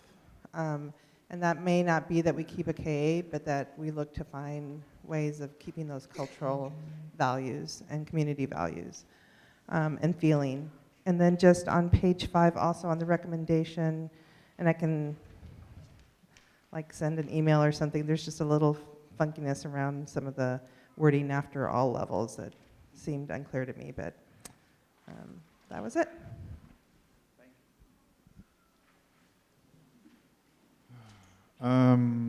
So to future work, I'd add dual language immersion expansion. I'd add dual language immersion expansion to future work. The last communication I had with the DLI office was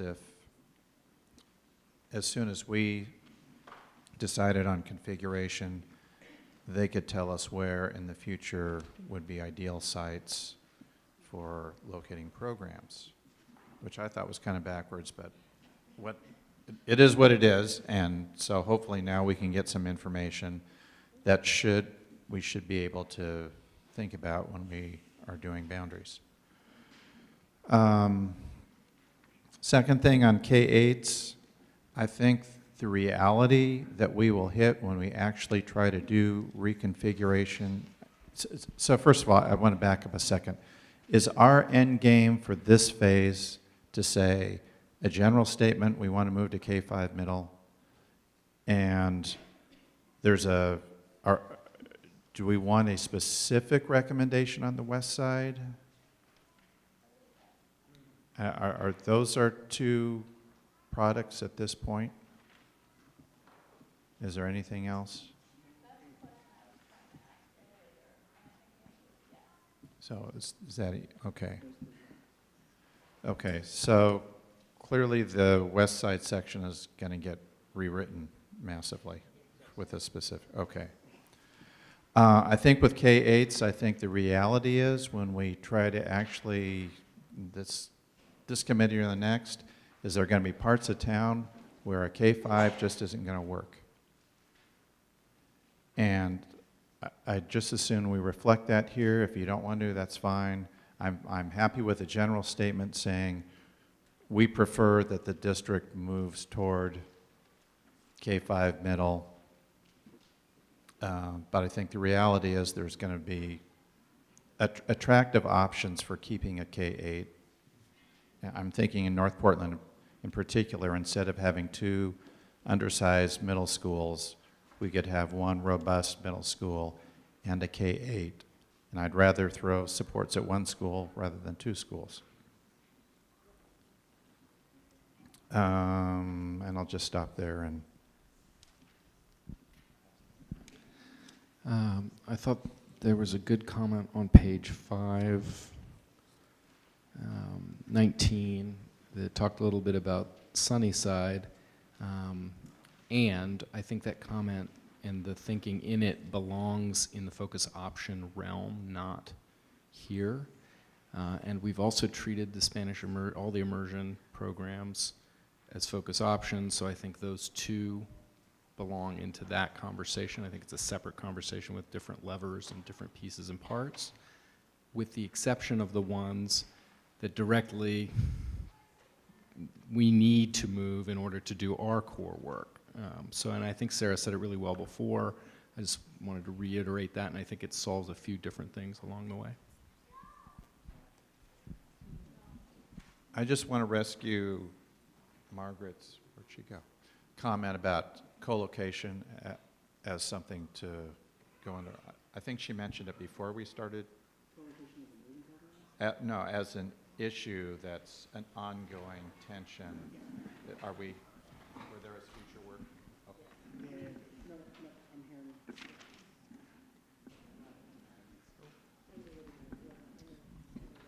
So, I agree with a lot of what has been said so far, and so there's a part of me that wants to say something different, but I guess there's something that's just troubling me a little bit, and I don't really know where I am on it. But we're spending, and I think part of it is because I don't know what the Westside section will look like, but how this could appear to someone who hasn't followed the process, particularly parents on the east side, is there's a lot of detail and time that this committee has, and I'm just saying how it could be perceived, and maybe how we need to reflect on it, but that there's a lot of time and energy into making very detailed recommendations about boundaries on the west side,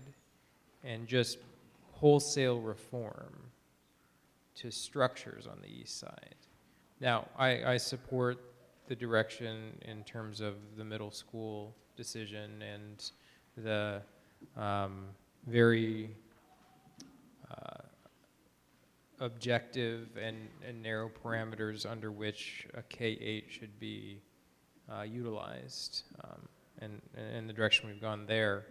But I'm not sure that we have captured in the document to the same, and again, until we know what the West Side piece looks like, who knows?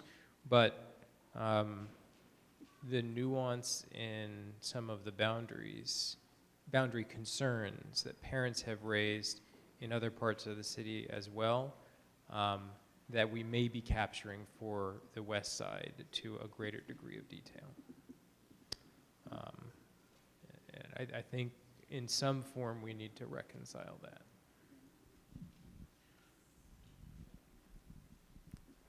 So I agree with you. I also agree that I'm just going to go as fast as I can, page by page. So one thing I'd like to see added in overall justification of our work or context is the bond issue that you raised a little bit. Just giving a nod to what our constraints have been as a committee, and that we are really looking forward to a better future. Then I think that I echo what Matt just said. I did quite a lot of handwriting on here. One idea would be to change the first section, which could end up being the second section, to the West Side enrollment balancing, and get to the details if we get to the details. And then the second section, which should have equal meat, although maybe not as detailed, would be something like an east side grade reconfiguration. And under that section, I would like to agree with Margaret about, and maybe it's not just this section, this is kind of what I said at last meeting, is I'd like to see something that looked at the district as a whole and implementation as a whole, but that, I don't know if I'm supposed to just rewrite this whole thing myself, or how to, all right, anyway, so the attendance, high school attendance issues, if we don't learn more about high schools' KPIs before this is done, we need to talk about that. Same with focus options. And then lastly, I'd like to just talk about, no, actually it's not last, one thing about boundaries that we've kind of forgotten or lost our way on, that Nisha and I have discussed, and maybe this could fit in the context of middle schools, is that we haven't talked about prioritizing the boundary factors and the role of diversity in our mindset. And we might, I know she's particularly interested and concerned about how that's addressed when we create middle schools. And so an opportunity of having middle schools is an opportunity to bring more communities together. Do we want to have language that directs the district to be mindful of that? We seem to have a lot of trouble coming to any agreement on that topic, but we could probably agree to be mindful. Something totally unrelated that's bothering me, well, it is related,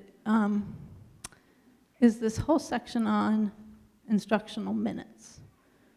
And I appreciate what people are trying to say about the K-8 not having minutes. I would like to run it by somebody at PPS like Sasha, because I know instructional time is a contentious issue. I know it's complicated, and I also happen to know that what I think the district would say was that those minutes that a middle school has are not actually counted as instructional minutes. They're passing minutes. That's my understanding. And if we're going to get nowhere with this particular subject, I don't know why we have a bunch of paragraphs on it. It sounds great, but I think technically speaking, it's not a valid argument. I don't really know. I'd like to know more about that before I write anything about instructional time. And there's probably 10 more things, but I'm just going to bail. You did well. So I agree with a lot of the comments, and Matthew, I really appreciate what you brought up, because the Roseway Heights community, we stopped talking about boundaries on the east side back when we first got the scenarios. So to not have anything in here about how, I'll be local and immediate, about the Roseway Heights community and where they go for their K-5 program, when we are getting into the great details, possibly Westside knows exactly what's happening, seems a grave omission. And I have to go back to my community and say, I don't know where you're going, right? There were two very different plans between scenario 1 and scenario 2. So we have to at least give some kind of guidance about how you divide up communities that don't have a K-5 feeder, clearly, right? And that's not in here. And it seems like it should be. So actually, many of the things that I was going to say have already been said. I do want to echo what Sasha said. However, the K-8 group, what we came to was we don't know enough about Sunnyside to do anything about it. And so I don't think we said this, but to Sasha's point about it belongs in the focus option review, to me makes perfect sense. One thing that I was thinking when I hear immersion or special ed, and somebody's writing like an executive summary or a starting point for this, but it seems like how we considered Head Start, Sun programs, immersion, special ed, how that played into our decision making should be somewhere in our documentation more clearly so people understand that. And then, yes, I own the partnership for Fabian, and I'll do my homework and get that one done. Thanks.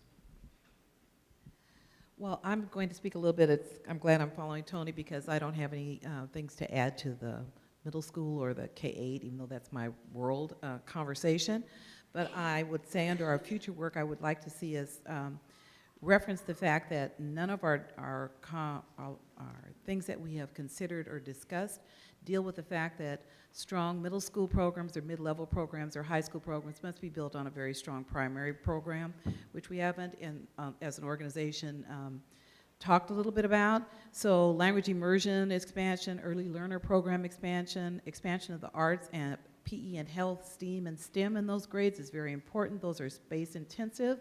and will come into some kind of a competition, which we haven't necessarily considered. Also, we have in those grades usually before and after school care programs, daycare programs. We have sun programs. We have a growing mobile homeless population in this city. And just keeping in mind a couple of other things that are going on.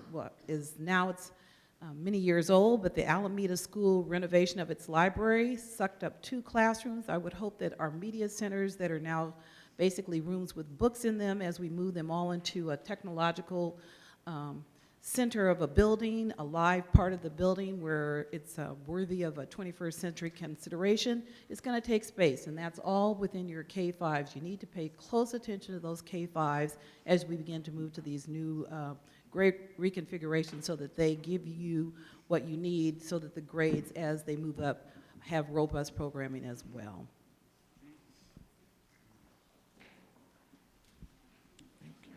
Well, once again, I have the honor, and I do call it an honor, of reminding all of us of our overarching goal, and that is that each and every kid in PPS has equitable access to an education, so that at the end of their educational experience, they're all equally educated, and we don't have the situation where we're not preparing many of our students, mostly those that live in high poverty areas and minority,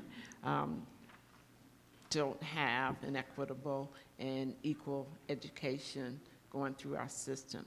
I know this is something that can be fixed, and I appreciate all the efforts that have been put into recognizing and sharing with us that this situation does exist, and I know it can be fixed.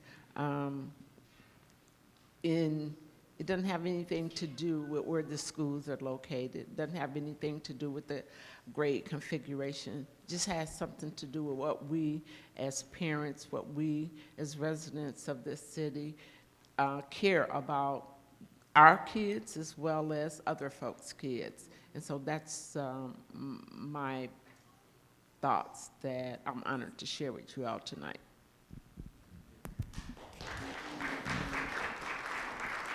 So Joe has been holding a comment for a long time. Well, no, I just wanted to cycle back around to the East Side lack of resolution on boundaries because I had an assumption that I just want to check with folks. Our first round of looking at the East Side in the K-5 middle school decision was to get at that decision. Like, okay, that's our structure. And then there were some other issues we were talking about, the North Portland trade-offs, but we didn't solve them. And if you go to a K-5 middle school structure, our next step is to nail that down the next level. And then the step after that is this kind of discussion we've been having on the West Side, which is about boundaries and what it does. So that's what I assumed we would get to on the East Side as well. So I thought all those comments about the difference in the resolution were spot on. And I just realized, oh, I'm making an assumption that that's where we're going.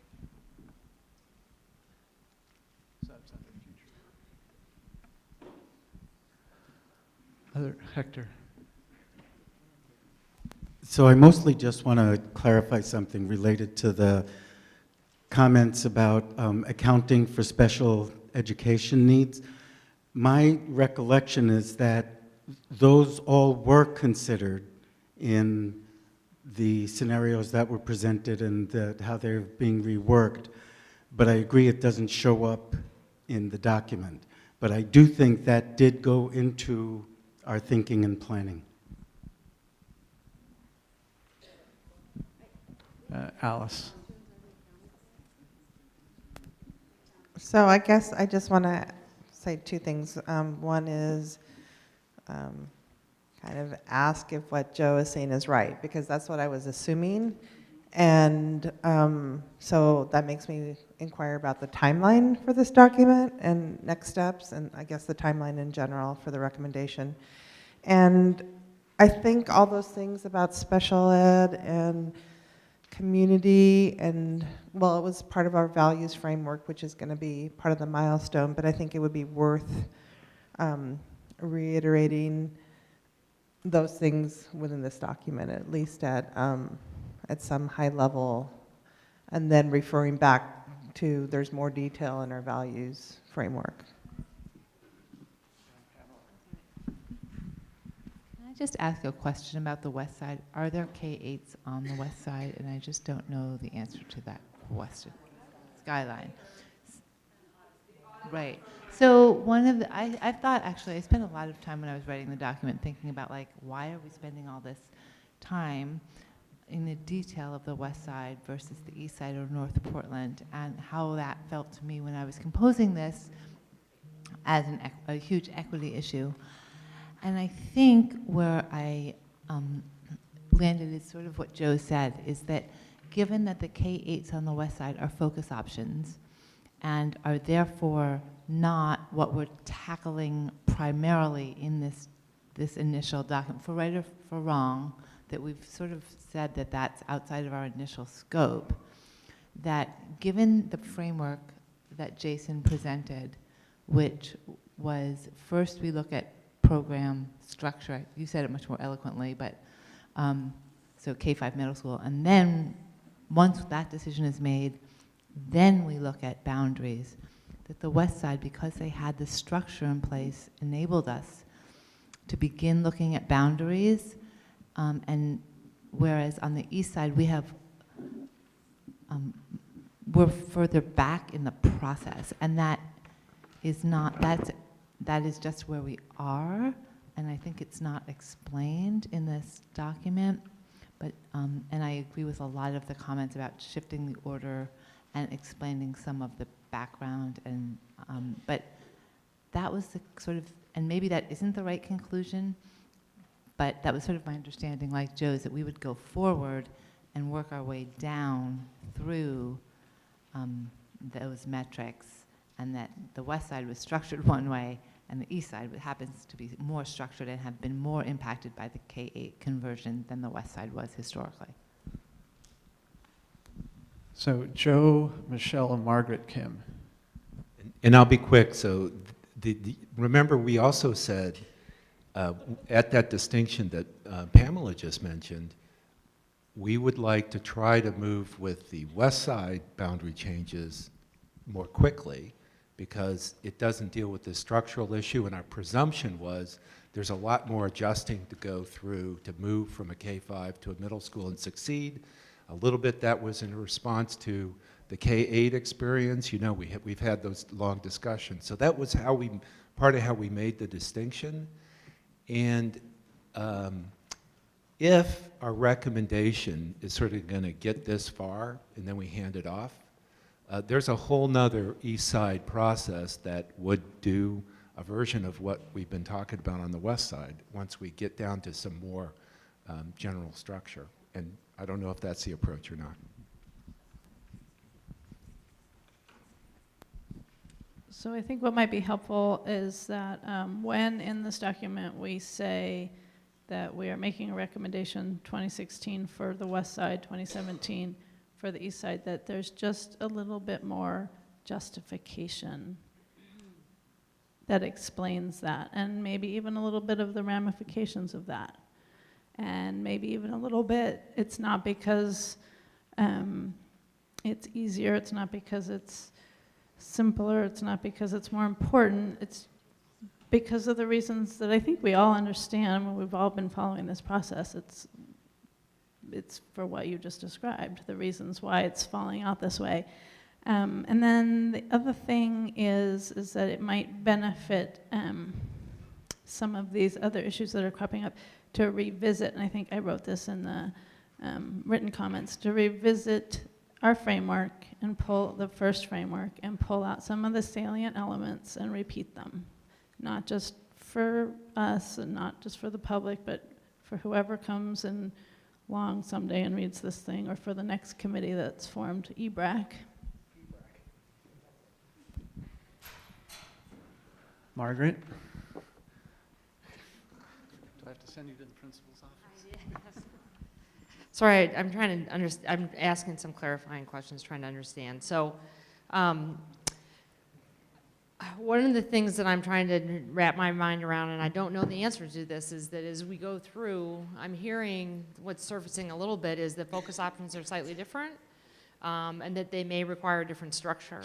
So if they're co-located, it's really a challenge. So if we're saying that dual language immersion is part of that focus option process, and we end up saying that the model that makes most sense is that it should be a K-8 model, but where they're co-located in schools that are being converted to K-5s in middle schools.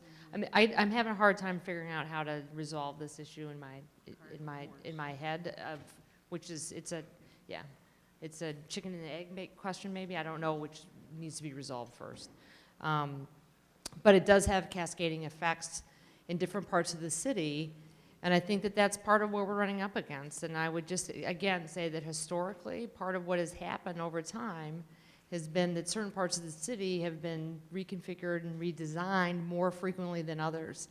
And part of what we're seeing now is that, and I don't know, it's just an observation that really what we're saying is that we can get into the details on the west side because really we haven't shifted it much prior. And then on the east side, we can't get to some of those same discussions at the same granular level because we've shifted a lot of things over extended period of time. And it goes back to racial equity work for me about, so serving historically underserved families. I don't know where we land on it, but it is raising, it's surfacing in a number of ways. And so part of the reasons that we can do some of these decisions is that the location of programs are in certain parts of the city and they were put in certain parts of the city for a variety of reasons. And so I'm a little worried that some of our historical decisions are starting to drive what we're doing currently, and I don't know how to resolve that. Can I echo that? Like, I don't know how to resolve. This is one of the things that, as an author, in writing some of this document, and I really welcome the feedback that we've gotten, and in a limited time, I mean, it'll be a much better document next week. But I think that this is exactly the thing that I kept hitting against is history, by definition, impacts the present.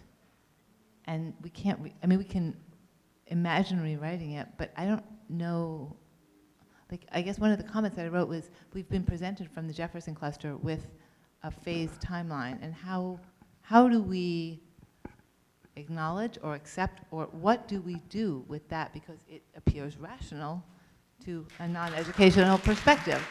But I don't understand the implications of any of that because I'm not an educator, so I think that's an issue that we have to acknowledge, but it's not, I don't really know where I'm going, but I don't know how to reconcile the impact of history and the reality of the present, and the desire to be mindful of good implementation, and the desire, particularly in areas of the city that have historically experienced bad implementation, and the need for rapid movement. And those are two conflicting principles that I, for one, I don't know how to reconcile those, and I think I look to other committee members for guidance on that.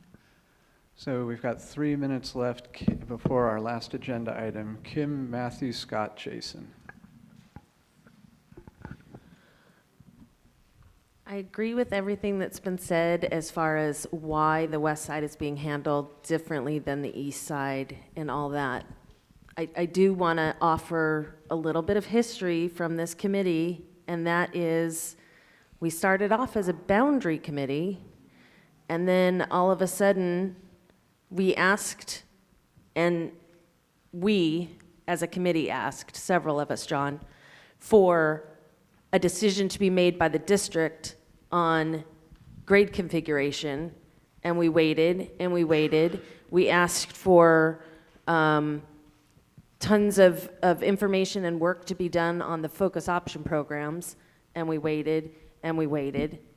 And so then it was decided that we would do grade configuration, and then it was decided that we have to do that first before we do boundaries. And basically the reason why there's a difference between the east side and the west side is we ran out of time. Let's be honest.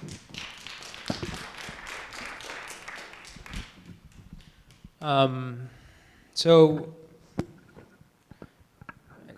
and I'll try and be really brief. I guess the one area where I would challenge us as a committee, and I get that we had to settle the grade configuration, the middle school, K-5, K-8 question first, and we came to a shared resolution about that, and that because there aren't any on the west side, we could tackle boundaries there first.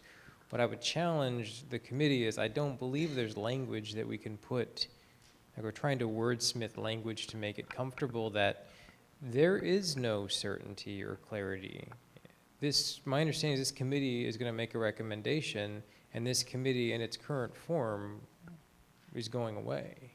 And so the perception to someone external to the process really will be, well, the committee has made some detailed recommendations on boundaries on the west side. Despite our logic here in this space as we're talking with each other, but and they've said, well, there needs to be a committee at some point to do this for the east side. Certainty for one part of Portland Public and uncertainty for another. And so I don't think that there's a way we can wordsmith around that, but that if we're going to get to that level of detail for part of the district, we need to get to that level of detail for all of the district.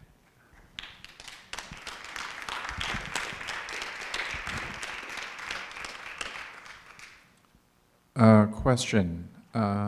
Is Chapman being the immediate west side issue, is shifting Chapman students to the east side on the table as an option?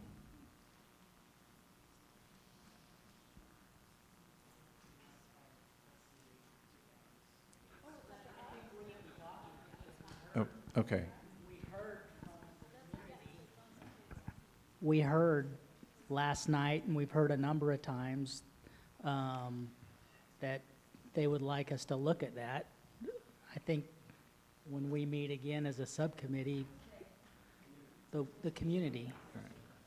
So yeah, I don't know if that meets the definition of on the table or not, but that's where I think we are.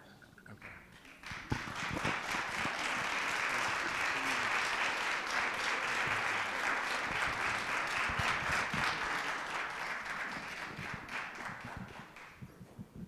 I think to clarify at least one of the options for let's move now on some things that I hear coming from, primarily from Jefferson right now, is that they have a 5-8 at Ockley Green, and it's not much of a hip-scop and hip-hop, it's getting late, to move that to a 6-8. That's different from creating a 6-8 out of nothing. So I think that's their that's why they feel like they can move sooner rather than later. And if I misspoke, go ahead and whack me around, guys. Sasha? I just have a process question. Feels like we're going a little bit afield here. Perhaps we could reframe. So people in the queue are Jason and Joe and Kim. The last 5 minutes of the meeting was a next steps and Hector. And I think one of the next steps, not to skip ahead, is the West Side Subcommittee is going to do a bunch of work between this meeting and the next, and we'll talk about that more in a minute. So, I will acknowledge that we've got a lot on our plate, but I think it's also, what I'm trying to see through this is, I'll take a step back and say, when we met starting over a year ago, we were initially tasked with trying to find some relief for Chapman and relief for Beverly Cleary. We said in that memo that we did not want to look at 2 schools first because as we are a district-wide process, we wanted to look at the entire system. That's how we were going to look at the full scope. But I will also acknowledge that, not as chair, but as a member, yes, I do see the rationale for why we're solving real issues of overcrowding on the west side, but my expectation, I hope, is that we give the same due diligence and treatment for the east side that the west side got in order to ensure that that the superintendent presents a balanced and strongly vetted proposal to the school board in the coming week. So I would say at least that is my personal hope, that the same treatment for the east side was given to the west side in terms of either of its community feedback or the level of detail on the ground. What I will also say is I think there are a number of questions that we're raising that I think we can put some advice language in now that gets things off our plate to an extent and clears the way for us to give clear guidance on things that we need to. So for example, this intermingling of grade configuration as it relates to immersion or focus options. We can just say, we could suggest that the focus option review process includes looking at the configuration of those current programs. Boom, that's a decision that's not by us, but we're providing guidance and it's moving forward. So I think for at least for me, there are some other ideas that we've raised that we can give some advice language on, given the time constraints that we're under, that it still allow us to move forward, but it's saying to the district for whatever official scenario is going to get presented, factors in all these other decisions, because it also has got to recognize that there are immediate issues that have got to get solved, like Chapman and finding a permanent home from Odyssey and Beverly Cleary, and prevent a number of overcrowding issues on the east side, because there's a lot of problems everywhere. But it also has to be done in context of what a long-term solution is going to be. Otherwise, it's going to be the same fragmented process that we as a committee said we did not want to have in the first place. So Jason, what happens if the Westside committee comes out and says, yeah, let's move 100 Chapman kids over to some East Side school, and then we come back around to the East Side and we go, crap, that's not going to work. So my response is twofold. One is, in my discussions with staff, in order to really find a way to get some momentum on taking all of the feedback that we got last night at the Westside Forum, as well as the new information, then I'm going to ask that the Westside group that is part of D-BRAC meet sometime between now and next week to find a way to pull all of this information together and come up with a clear recommendation that aligns with that addresses the questions that are raised in version 2 of the document. I'm also going to say that for any additional committee member that wants to be a part of that discussion is more than welcome to join. Once we know that date, I think the location will be here at BESC. That meeting is going to be open to the public because that's a clear, acknowledging that there may be a piece of Chapman that may move across the river, I don't know, but it was a proposal that was raised at last night. We should at the very least consider it, because as much as given the fact that people have said, let's look at building a school on the post office site, that's great, but you know what? The post office is still right there now. And so I'm not going to wait 5 years to solve the immediate relief that Chapman has been begging us to solve. So I think, yes, that's a proposal that's going to come up, but I think we need to also acknowledge that if we do suggest that kind of move, it has real system-wide impact. So I think that's got to get considered if we really actually say moving a piece of Chapman across the river is in fact a feasible option. So Jason just gave us a bunch of next steps as well as some comments. Joe, you were in the queue. Do you?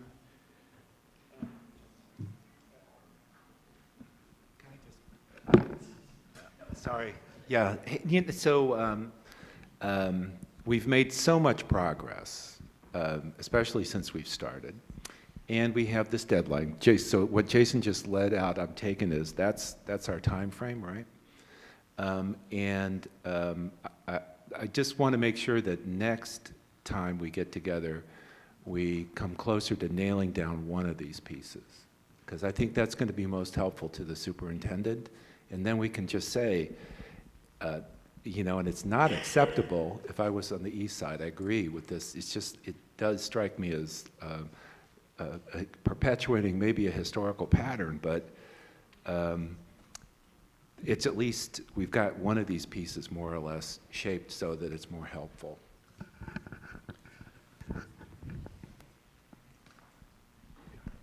I want to just clarify one thing that I said at last meeting. So the detailed boundary work that we're currently doing on the west side will be replicated for the east side once we have the grade configurations done and the middle schools identified, okay? And it won't be a different committee. It will be this committee. I made an assumption that many of you individually will choose to say, hey, thank you, PPS. I just served for a year and 3 months, and I'm going to now open my spot for another person who will want to come in and lead on this. We would be more than happy if this committee, believe me, we would love it if this whole committee would stick with us and come back in the spring and help us do that.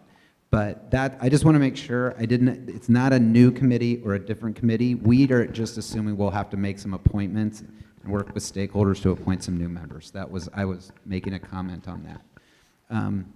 And the reason that you have a spring and a now, Westside now, spring, is that, as the superintendent said at the end of last year, you're looking at 2017 implementation for the east side, so you can do that work in the spring, and it doesn't have to be done this year for next year, but hopefully looking at relieving overcrowding on the west side next year, which is why the detailed work's being done now. I just want to clarify those things, okay? Thank you. So we're 2 minutes over. Hector, you had your card up. Okay, 2 minutes over. Jason, any last comment? Really quick, because I said we would do this, could all members take at least 3 minutes to look at the last set of meeting notes that we can get approved? Because we've had this procedure of trying to get the last two resolved. No? Okay, Scott's giving me like the red flag, so I... Yeah, I'm going to abstain for them. I'm done. Your next session. Will do. Please commit to keeping that copy, reading it, and being ready to adopt or have edits at the next session. Will do. Thank you. And with that, thank you all very much. We'll see you all next Thursday, the 28th.